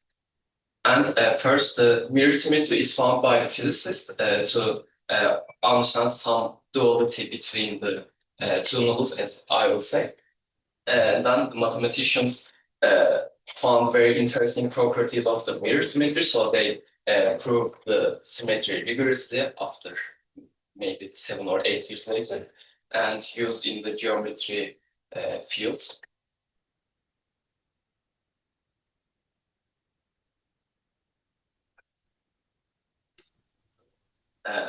First, I will give you some brief history and our motivation of quantum mirror symmetry. And since this is a supersymmetric quantum field theory symmetry, I will give a brief definitions and properties of the n equals 2 to supersymmetry. Then in the proof, we will give a duality between the nonlinear sigma models and Lambda-Gilbert models, which I will explain again briefly. Then the gauge linear sigma models are the generalized version of the nonlinear sigma models and Lambda-Gilbert models. I will shortly explain. And then I will give the proof of the mirror symmetry. Now, first, in the mid-80s, the physicists found the T-duality. The T-duality means that when strings propagates in a circle of radius r, this is the exact physics of the strings propagates in the circle of the radius 1 over r. The physics does not change when we change r to the 1 over r. It's actually a very basic example of the mirror symmetry. And that after studying more on this, physicists found that when to theorize a complete supersymmetric string theory, one needs a Kepler manifold, especially Calabi-Yau manifolds, which is the Ricci flat Kepler manifold. And they found that if we have a Calabi-Yau manifold M, there is also a M tilde Calabi-Yau manifold that we call mirror pairs. And they share the same physical objects, the observables, etc. Also, after this found, there is some Hodge number relation between these two Calabi-Yau manifolds. Here, D is the dimension. And after physical research, the mathematicians studied this mirror symmetry, and they used it as a powerful computation tool, especially on the enumerative geometry. Now I will start first with some basic definitions of supersymmetry. Here we are in the 1 plus 1 dimension and time and space. Also, we have 4 different parameters theta. They are called supersymmetric parameters. They are anti-commutating, and with these parameters, we can define 4 differential operators. Here, the partial means that the whole derivatives. And using the D differential operators, we can define some superfields. The chiral superfield defines as the first one. Also, the complex conjugates of the chiral superfield must obey the second equation. Also, there is a twisted chiral superfield, let's say U. It satisfies this third equations, and also the complex conjugate of the U must satisfy the fourth equations.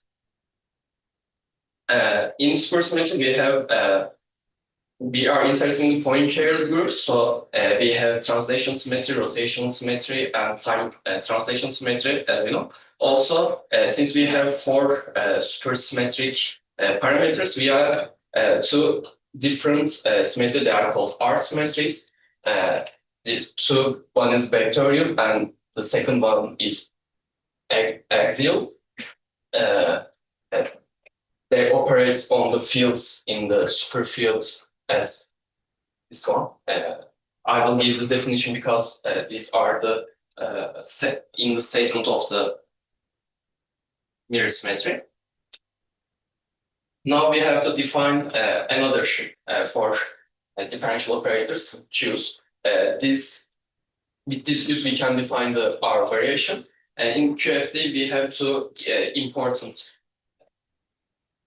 objects. One is actions and others the algebra. With this variation, we have to find actions that are invariant under this variation.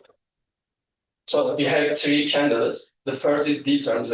Also we can say the kinetic term. Here K is any function of the fields.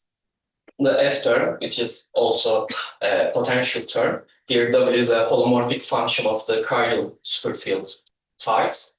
Also twisted F term here. Also the W tilde is anti-holomorphic function of the anti-chiral field, twisted chiral fields of U. These three actions actually invariant under the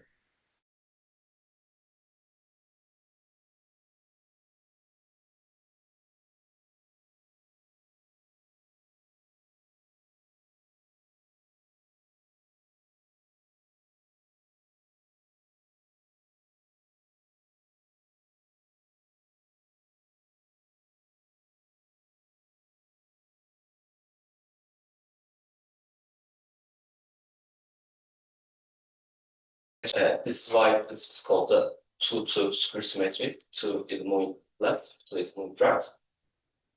And the algebra of the supersymmetry is actually in that way. Here H is Hamiltonian, P is momentum.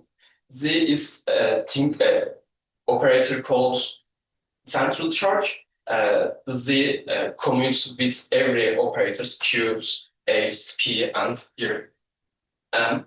FV and FA.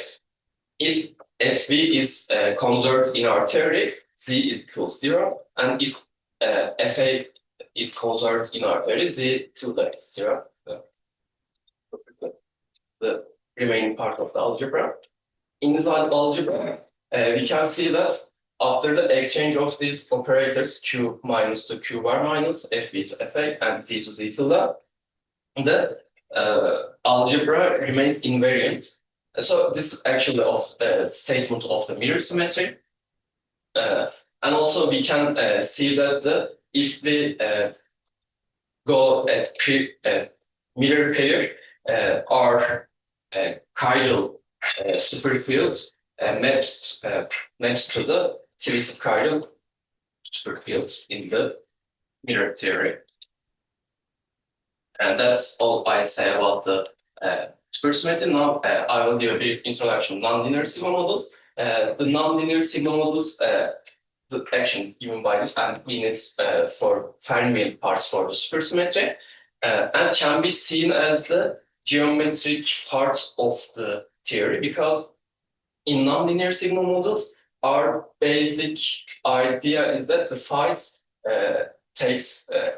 is a map to the worldsheet to target space, and the whole theory depends on the target space. So if X is different between the two theories, the whole theory must be different.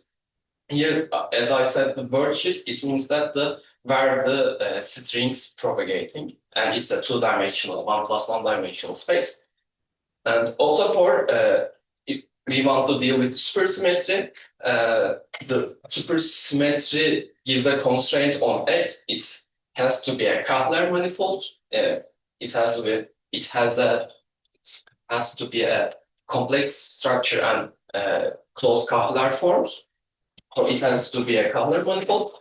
Moreover, if we want some asymptotical freedom, we have to set this X rigid flat.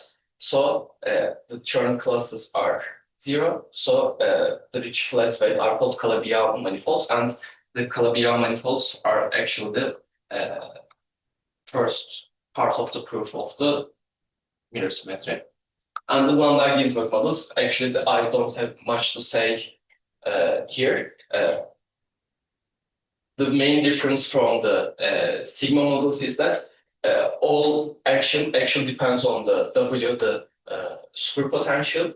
There is a kinetic term, but in our proof, the kinetic terms does not contribute much.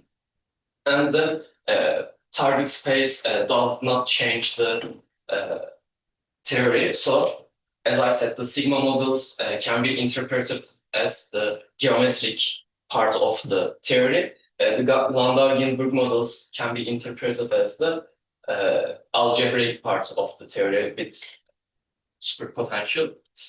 Now we have to generalize the two models into one model, and we will do that with the gauge linear sigma models. And we will work with the U1 gauge symmetries, but in that we can generalize with U1 and gauge symmetries. After the gauge transformations, the linear sigma models actions are given that way. Here phi is Kernel superfield, V is real vector superfield, I wrote it wrong. Sigma is field superfield strength, and here T depends on R and theta. R actually comes from the potential. In linear sigma models, the whole contribution of the theory comes from the vacuum space, which the U is 0. Here, U is 0 and sigma is 0 and phi square equals R.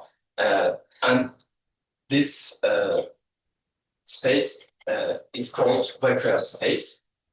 And later, I say that this vacuum space is a Kepler manifold and can be used in the nonlinear sigma models. Here, the gauge linear sigma models, we use it because it can,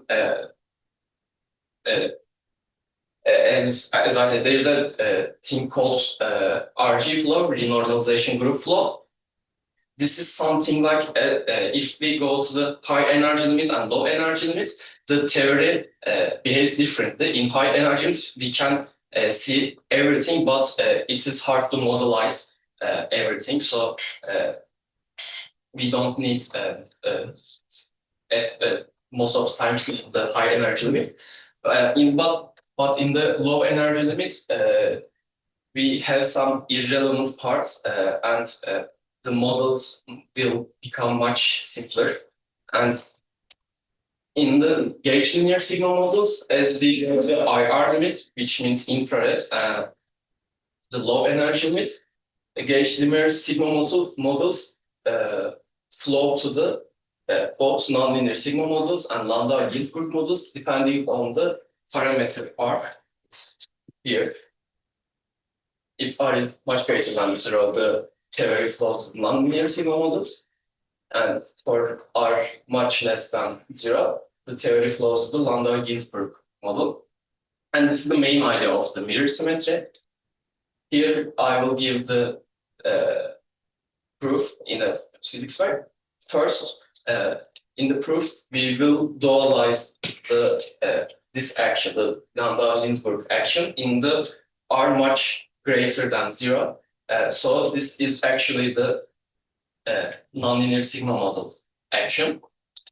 After dualizing this, the dualization means that we dualize the phase of the field phi. After dualizing this is Lagrangian. We can see that if we integrate the y field first here, it gives these constraints, and B can be solved by psi bar. Psi is the phi equals e to the psi, actually. So L0 goes to L1, this term. This is the actually non-gauge sigma models D term, sorry, F term. And if we integrate B out first, L0, this gives a constraint to the B as this, and L0 becomes L2, this term. And I forgot to mention, Y is twisted chiral superfield. So using the twisted chiral superfield properties, we can change this term into this term, and the remainings are the same. So we see that the two Lagrangian is dual to each other. We first start with the gauge linear sigma model, which is a nonlinear sigma model, dualize it, and we get the second Lagrangian, which is this part is a kinetic part, and this part is a potential part, as in the Landau-Ginzburg model. And using the B here and B here, we can see that this relation, and as I said in the statement of the mirror symmetry, the chiral fields match to the twisted chiral fields. This is shown here.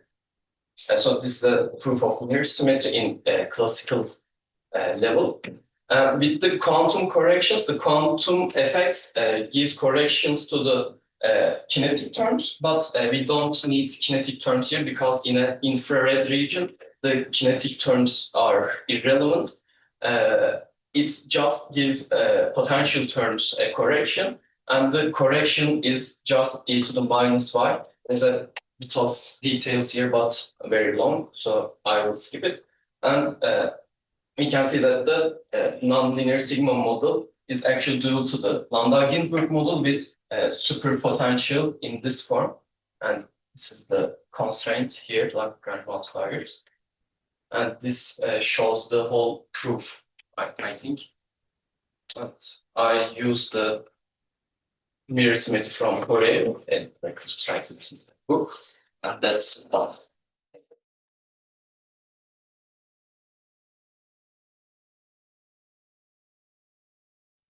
Hi, I'm Göktuğ. I will be talking about problem theory. Before I start, I want to talk about two things. First, I may be rushing because there are a lot of things I want to mention about, and there are only 20 minutes. And second, I assume that you may know some basic concepts like mean, variance, or like indicator function. Some of them I still in the presentation, but I will be mentioning about them. So let's begin. Before I start, I want to talk about what I will be mentioning about my presentation. I will be starting with sigma algebras and the probability spaces. Then I will be moving on with random variables and their distribution. And after that, I will be talking about expectation of a random variable and try to explain about what is the expectation, what the random variable's expectation meaning. This is that integration with respect to probability measure. It's like coinciding. And lastly, I will be talking about Gaussian random variables and the central limit theorem and some other applications about central limit theorem. So speaking. So first, think about our omega space, our sample space, and to the omega will represent the set of all of the subsets of the omega, and the fancy A is a subset of 2 to the omega, and fancy is called a sigma algebra if satisfies these properties, and also if a subset of 2 to the omega, let's call it C. Sigma algebra generated by C is denoted by sigma C, and example, it's a sigma algebra that contains intersection of sigma algebras that contains C. So it's small sigma algebra that contains C, that contains A, is the example. And the Borel sigma algebra of real numbers denoted by V is the sigma algebra generated by the open intervals in R. But also, Borel sigma algebra is generated by the closed intervals. There is a sketch of proof. Here you see you can represent a closed interval with intersection of open intervals in this form, and converse the open intervals in union of these closed intervals. And showing these, it's not very easy. It's just a sketch, but you need to show some stuff too. But it's just a sketch. And a probability measure is a function from fancy A to close interval 0 to 1, satisfying these properties. The first one is very intuitive, but the second one is important because it had a special name. It's called counteractivity. This is the counteractivity property, and this is probability of the event if this property is satisfied. P is called for probability of the event E. I was just skipping this. I assume you know this. And this is a definition of a random variable. This is a function from E to F. This is the represented sigma algebras. And if the F is a real number, we take this to be Borel sigma algebra as a convention. And distribution of our random variable is this. And now we can move on with the expectation. Expectation of a random variable is defined like this on account of the space omega. Here you can see it's really like definition of an integral. It's very similar. And variance of a random variable x, I assume you know. I will be using lately in the length of my presentation. And this is a distribution function fx on this Borel sigma algebra, and a distribution function of a probability must satisfy these probabilities, these properties. It should be non-decreasing, non-continuous, and upper and lower bound is 1 and 0 respectively. And this distribution of x is the probability measure on En plus E. This is just the straightforward proof. And this is the important definition. This is like crucial.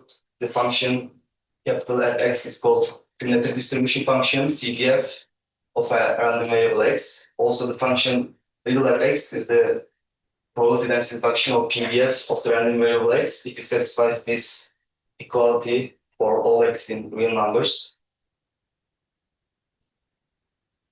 And we define a simple random variable which takes only a finite number of values, hence it's finite, and it's a sum of these representation. And if x is simple, it's an expectation or integral with respect to p. It's like this. This is just a definition for a simple random variable. Now, since we have defined simple random variable which is finite, now we can move on with any positive random variable x, which is a supremum of non-negative simple random variables with less or equal than to x. Now, as in we define an integral, we can divide into x into two pieces, x plus and x minus. These are both positive, if you know this. Then, since we have divided x into these two positive values, we can now define the random variable x is integrable or is integrable if it has a finite expectation. For x to have a finite expectation, these both two expressions need to be finite. Then expectation of x is finite. But as a convention, if x is not finite, expectation of x may not be finite, but has an expectation as a convention. But under one condition, these both two expressions should be equal to infinity or minus infinity. At least one of them should be finite. Then, as a convention, we use these expressions. But since it has an expectation of minus infinity or plus infinity, we can say that x is integrable. X is integrable if and only if the expectation is finite. So it may satisfy this property. They should be both finite.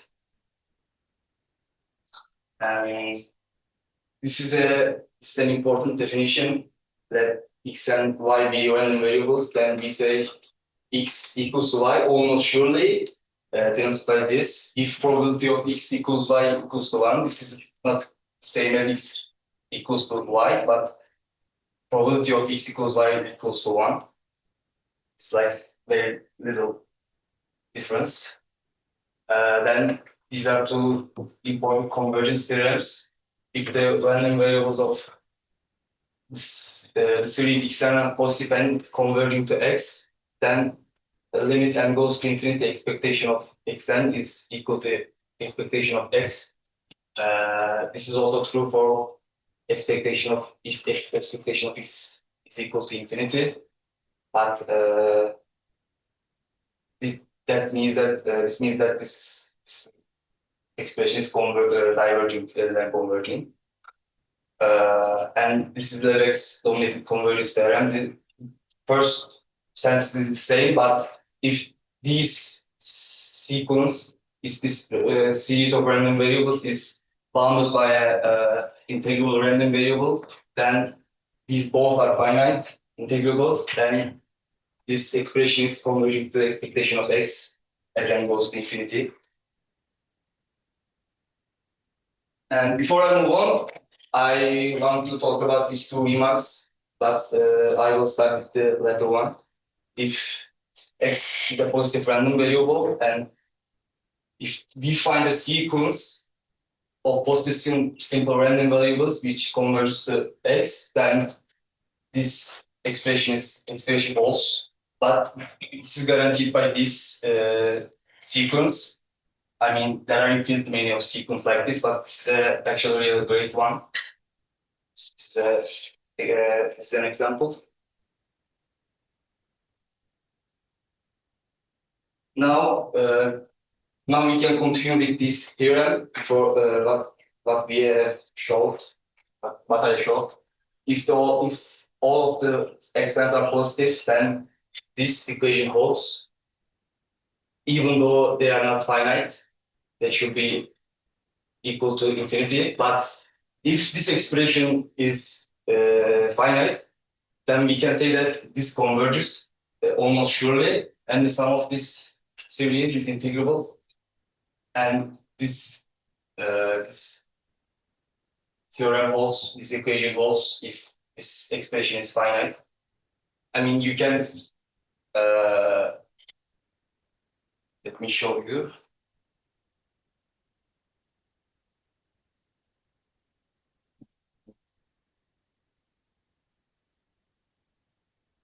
Yes. I mean, if these are finite, then this means this is finite. Then we can conclude that since this is finite, we can say that this is finite. And I want to mention this. What we have done, and we will use some other tools that I will not mention. We can prove that the expectation is linear as in integration. Now, this is what we have shown. This is cumulative distribution function, and this is the PDF, CDF, and PDF.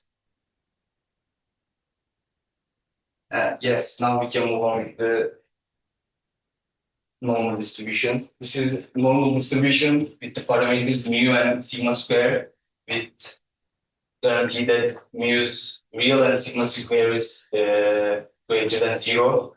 This is the density function, and denoted by this. When sigma is equal to 0 and mu is equal to 0 and sigma square is equal to 1, this is a normal standard normal distribution, normal 0, 1.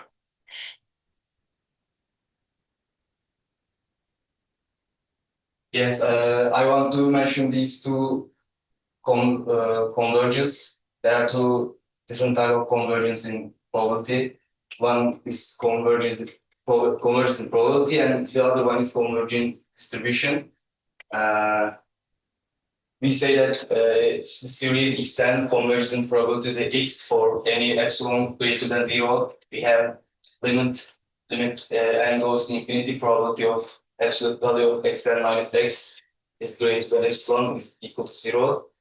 Then we say that xn conversion probability to x and identify this. And converge in distribution is like their distribution function is equal when n goes to infinity. So, the first sense is the same.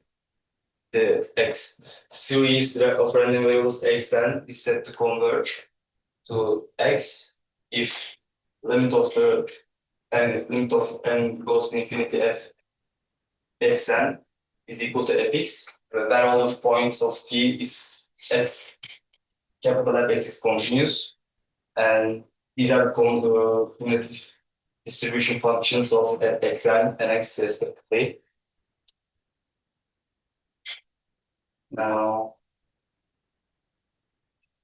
this is a definition of independent and identically distributed random variables.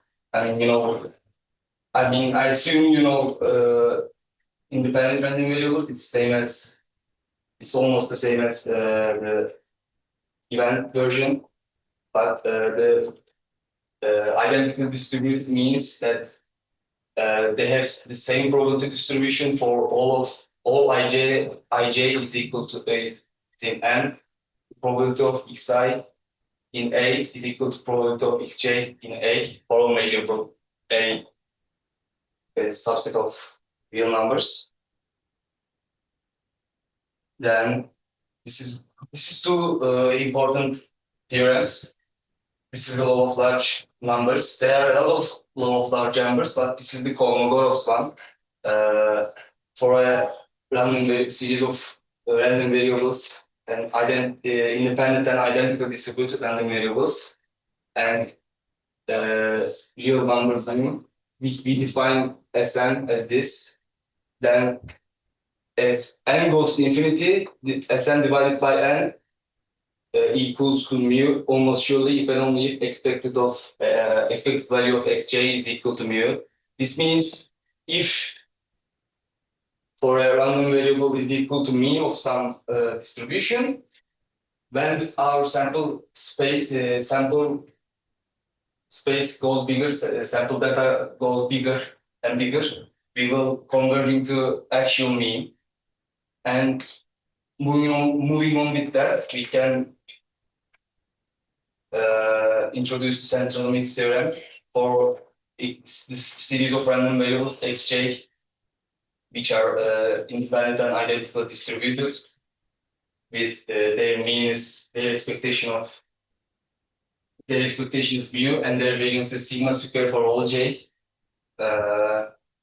With sigma square is positive finite real number. We define Sn as the same, and then we now define a new random variable yn as in this.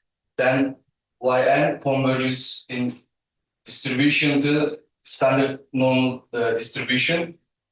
That means if again our sample space goes larger and if we have more data, it means that with some kind of manipulation with this, it's like manipulating the data, we can show our data like in a standard normal distribution.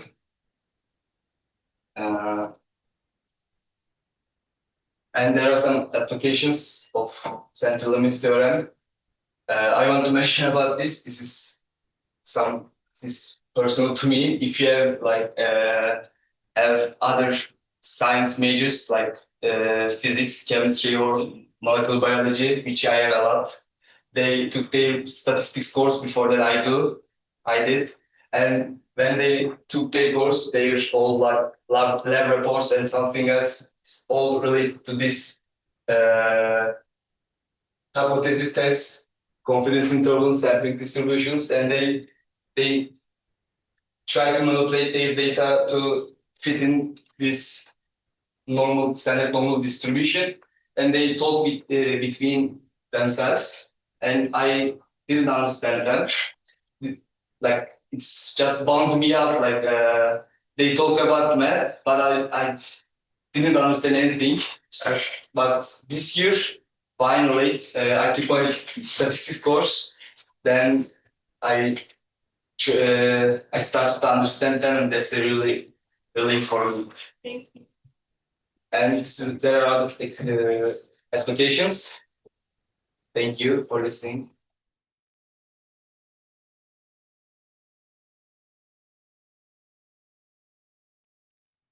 Hello everyone, today we will explore a fascinating intersection between two seemingly different worlds, mathematics and the human brain. Mathematics is often viewed as abstract equation, proofs, and number on a page, but when we turn our attention to the brain, mathematics becomes a powerful lens to understand one of nature's most complex. Today we will move from the basics understanding what nodes and gates are to advanced ideas such as modular organization in brain networks. We will see how mathematics helps us uncover hidden patterns, improve medical understanding of diseases like Alzheimer's, and even inspire new artificial intelligence systems. Graphs are used in many applications to study interconnected systems, one of which is brain. Our brain contains around 86 billion neurons connected through trillions of synapses. These connections form complex networks, and their organization determines how we think, learn, and behave. In research years, network science, a field grounded in mathematical graphs theory, has emerged as a transformative way to study the brain architecture and function. Let's begin by building the mathematical foundation. To analyze the brain as a network, we start with the building block of graph theory. A node represents a distance element in the system. For example, Bob and Diana are a node, and Carl, Eliza, and etc. H means a connection between two nodes. For example, Bob and Diana are friends. If Bob and Diana are friends, this is the H between them.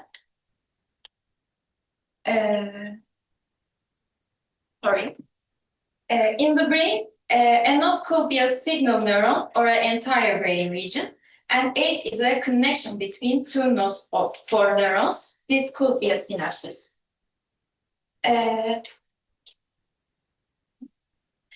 Once we define nodes and H's, we need a way to store all the information about how they connect.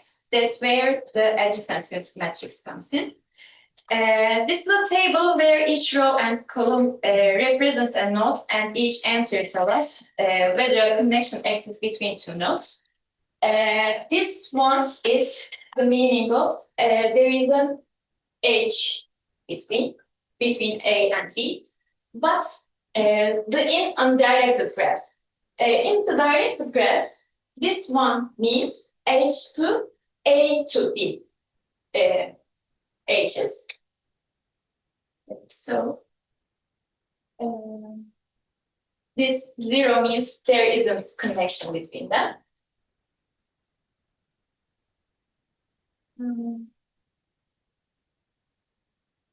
Sorry.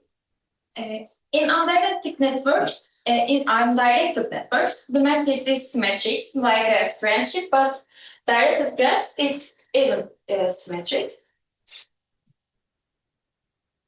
Now that we understand the basis of the graph theory, we can look at how it applies to the brain.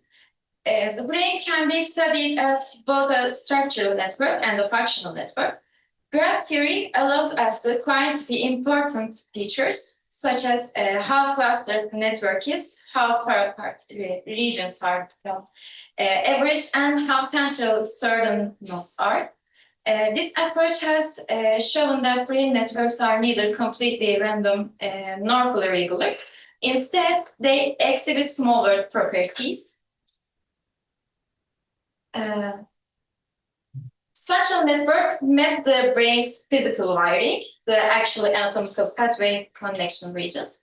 In humans, we often use diffusion MRI and transography to reconstruct white matter tracts between different brain areas.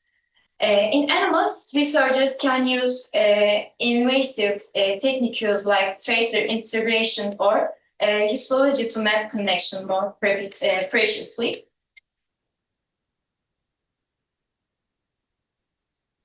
Functional networks capture patterns of synchronized activity between brain regions. These are often mapped with fMRI, which measures correlation in blood oxygen signals, or with EEG and MEG, which record electrical or magnetic activity with high temporal resolution.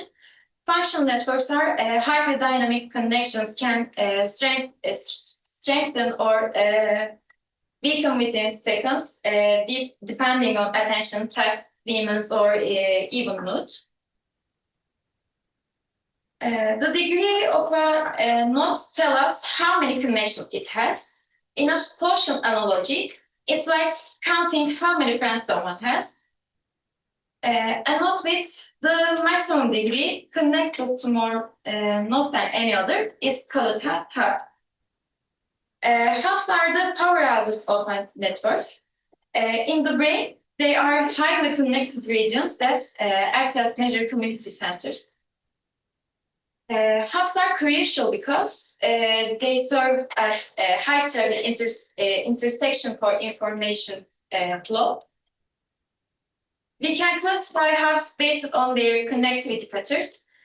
Provincial hubs focus connection within their own model, thinks of them as local leaders. Connector hubs bridge different models, like diplomats facilitating communication between different countries. Identifying hubs is not just an academic exercise in neurological diseases like Alzheimer's. Hubs often show early signs of damage, which can ripple across the entire networks. Not all nodes are created equal. Some have many connections, others have very few. The degree distribution captures this variation by showing the probability that a random chooses nodes a given degree.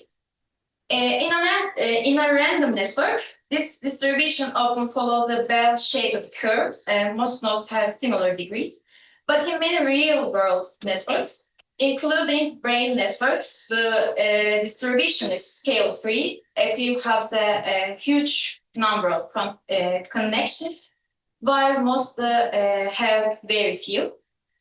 This matters because hubs in brain are critical for global integration of information.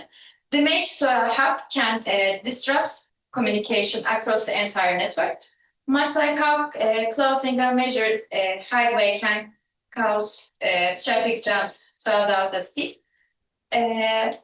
On the other hand, the existence of many low-degree nodes can make the network more reliable to random failure. Networks can have very different architectures. Random networks have connections placed without preference, leading to a narrow degree distribution. Scale-free networks follow a power law degree distribution.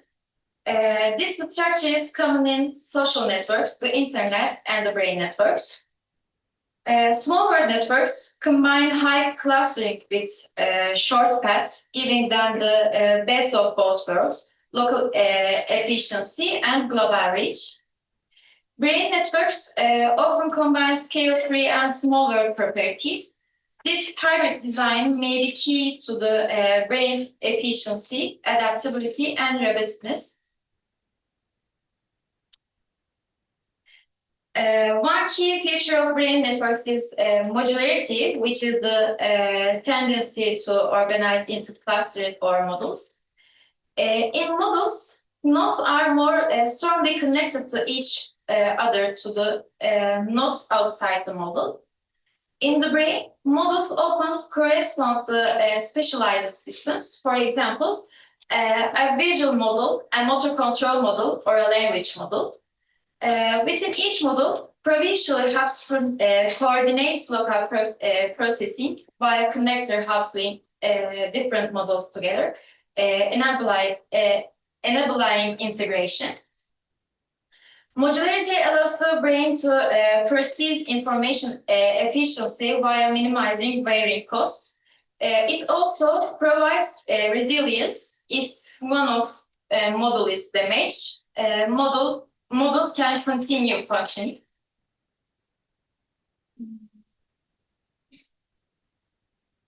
Using these measures, scientists found that structurally, the brain shows dense local connections combined with selective long-range links. This wiring economy minimizes energy costs while still allowing rapid integration across the brain. Hubs in structural networks often play a key role in connecting distance models, acting as the backbone of the connectings.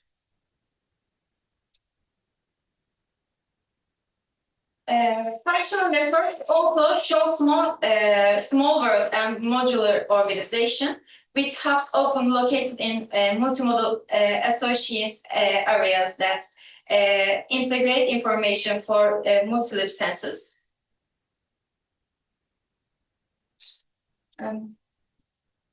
Along with independent analysis of structural and functional networks, these networks are closely related. Structural connectivity provides the physical pathways for communication, while functional connectivity reflects how those pathways are actually used at any moment. Some strong functional connections happen without a direct structural links, possibly throughout intermediate regions.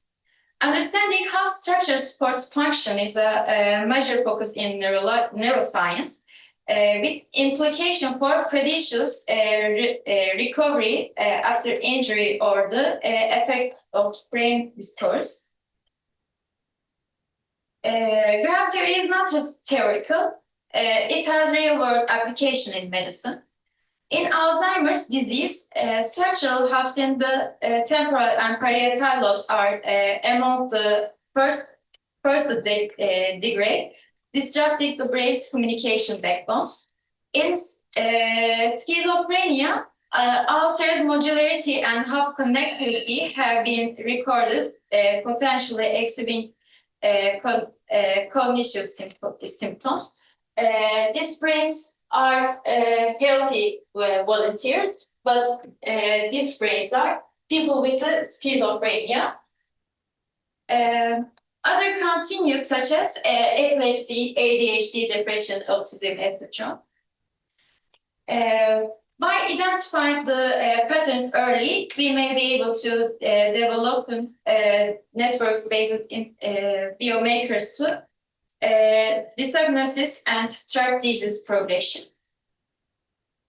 Through mathematical tools like graph theory, we not only gain deeper insight into the brain works, but also open new doors in medicine and artificial intelligence. This reminds us that mathematics is everywhere around us and remains as an essential force in shaping the future of humanity. Thanks for watching.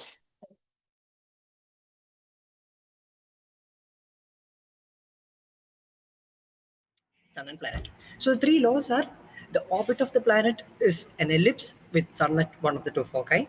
A line segment joining a planet and the sun sweeps out equal areas during equal intervals of time, and the square of a planet's orbital period is proportional to the cube of the length of the semi-major axis of its orbit. So these results came as a result of centuries of observational data and analysis by many astrophysicists, including Johannes Kepler. In this talk, what we try to do is provide a more mathematical context to these laws using techniques of symplectic manifolds, Hamiltonian systems, and of course Newton's laws of gravitation. So for that, we need to understand symplectic geometry. So symplectic geometry is the study of symplectic manifolds. What is a symplectic manifold? Symplectic manifold is a pair M omega where M is a smooth manifold and omega is a 2-form on M which is closed and non-degenerate. So symplectic manifolds must be even dimensional. This is due to the fact that omega is non-degenerate. So given a smooth manifold N manifold M, I can take the cotangent bundle T star M, which is a manifold of 2n dimension that will have a symplectic structure. So we have this Darboux theorem that says that if I have a symplectic manifold and P be any point in the manifold, then we can have a coordinate system centered at P such that I can write omega as summation of dxi wedge dyi.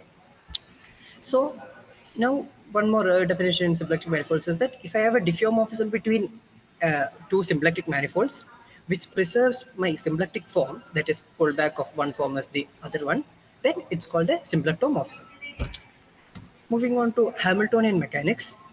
So if I have a smooth function h on the manifold called the Hamiltonian, we can define Hamiltonian vector field xh as the solution of this equation, which is this dh of x of zeta equal to omega of x of zeta comma xh of x.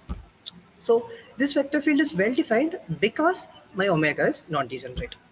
Now, assuming M is closed, I can have a smooth family of diffeomorphisms phi h of t from M to M parameterized by t, with defined by the conditions phi h of 0 is identity on M, and the derivative phi h of t of x is xh of phi h of t of x. So if you know some dynamical system, you know that whatever I'm describing is a flow along the lines of the vector field xh. So the two important properties of Hamiltonian we'll be using throughout the lecture is that h of phi h of t of x is constant. That is, Hamiltonian does not change along the Hamiltonian is independent of time. So in a more physics perspective, we can look at Hamiltonian as the total energy of the system, and this theorem says that the total energy of the whole system is preserved under the Hamiltonian flow. It does not change under time. And also the phi h of t is a symplectomorphism. Now we look at an example of a Hamiltonian, which is called the mechanical Hamiltonian. Mechanical Hamiltonian is the sum of kinetic and potential energy, which is h of q of p is half mod pg square plus v of q, where v is the potential function, a smooth function. If I take my manifold as n-dimensional Euclidean space, I can write the cotangent bundle as Rn cross Rn. Then the Hamiltonian vector field will look like P and minus del of V of Q. Here, if you know some physics, you know that negative gradient of potential is actually the force on the system. Now, if I look at a path of a particle QP from R to N as a path on the manifold, I can look at the solution to the ordinary differential equations. Del T square of QP of T is equal to minus gradient V of Q of P of T, with initial conditions QP of 0 equal to Q and del T of QP of T equal to P. Then the Hamiltonian flow HV will be QP of T and del T of QP of T. So if you look at it again, you can understand that this is just the Newton's laws of motion. We have the acceleration equal to proportional to force, and the whole motion is governed by the position and the velocity of the particle. Moving on, now we look at very important theorem in classical mechanics, which we will use to go to the Kepler's laws and Kepler's problem, which is Noether's theorem. So for a vector field x on M, a preserved quantity or an integral is a function, as a smooth function on M, such that x of L is equal to 0. Now, integrals are widely used in differential equation to simplify them. So if I now, another definition is that if I have a function f and g, smooth functions on M, I can define the Poisson bracket of f and g as Poisson bracket of f and g is equal to omega of xf comma xg. What Poisson bracket actually says is that, actually computes is that the difference in the function f along the flow lines of g, or the difference in g along the flow lines of f. So clearly h comma h is 0, or the Hamiltonian is preserved under its own flow. Now, if we use the Darboux theorem and use that chart, we can have an explicit expression for Poisson bracket, which is as given. Now, you have to notice that the Poisson bracket gives the space of smooth functions on M with a Lie algebra structure. Now, the two important properties of Poisson bracket is that G is an integral, a function G is an integral of x of f if and only if f comma g, the Poisson bracket of f and g is 0. And for a closed symplectic manifold m omega, and smooth functions f and g in M, the Lie bracket of xf xg equal to 0 if and only if the Poisson bracket f comma g equal to 0. Using these two, we'll deduce our Noether's theorem. So the Noether's theorem said that I have m omega closed symplectic manifold and f comma g smooth functions on M. Then the following four things are equivalent. That is, g is an integral for the flow of f. That is, g of phi f of t of x is independent of t for every x belongs to f. That is, g does not change along the flow lines of f. Again, other thing is that the flow of g is a symmetry for the flow of f. Same thing, f of phi g of t of x is independent of t for every x in f.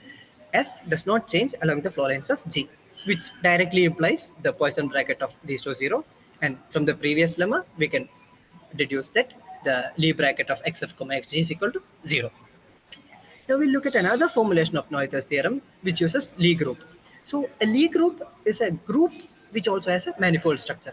And this Lie group can act on a symplectic manifold. Suppose Lie group G acts smoothly on a symplectic manifold M. For a zeta, a psi in Lie algebra of G, Lie algebra can be seen as the tangent space identity of G. So we have a path exponential t psi in G which acts on M. So if I act a path on G with 2M, I get a path on M. And then from this, we'll make a vector field xi of x is equal to the derivative at 0 of this path. Now we make an important assumption that this vector field is Hamiltonian. That is, there exists a function hi such that using the equation, we can get this vector field as the Hamiltonian vector field of the function hi. Then we state the Noether's theorem. So I have a Lie group acting on a symplectic manifold m omega. If H is a Hamiltonian, which is invariant under the action of G, then for each psi belong to the Lie algebra of G, I can have an integral hi of x, hi of h. That is hi that does not change along the flow lines of h. That is h comma hi of Poisson bracket is 0. Now we'll get to the Kepler's problem. Take the Hamiltonian dynamical system H on the T star of R3 cotangent bundle of the Euclidean space.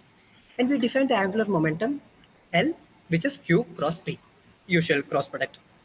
Now we consider the Hamiltonian for the Kepler problem, which is half mod P square plus 1 by mod Q on R3 minus 0 cross R3. Here we are fixing sun in the origin so that my planet can move around space everywhere except the origin.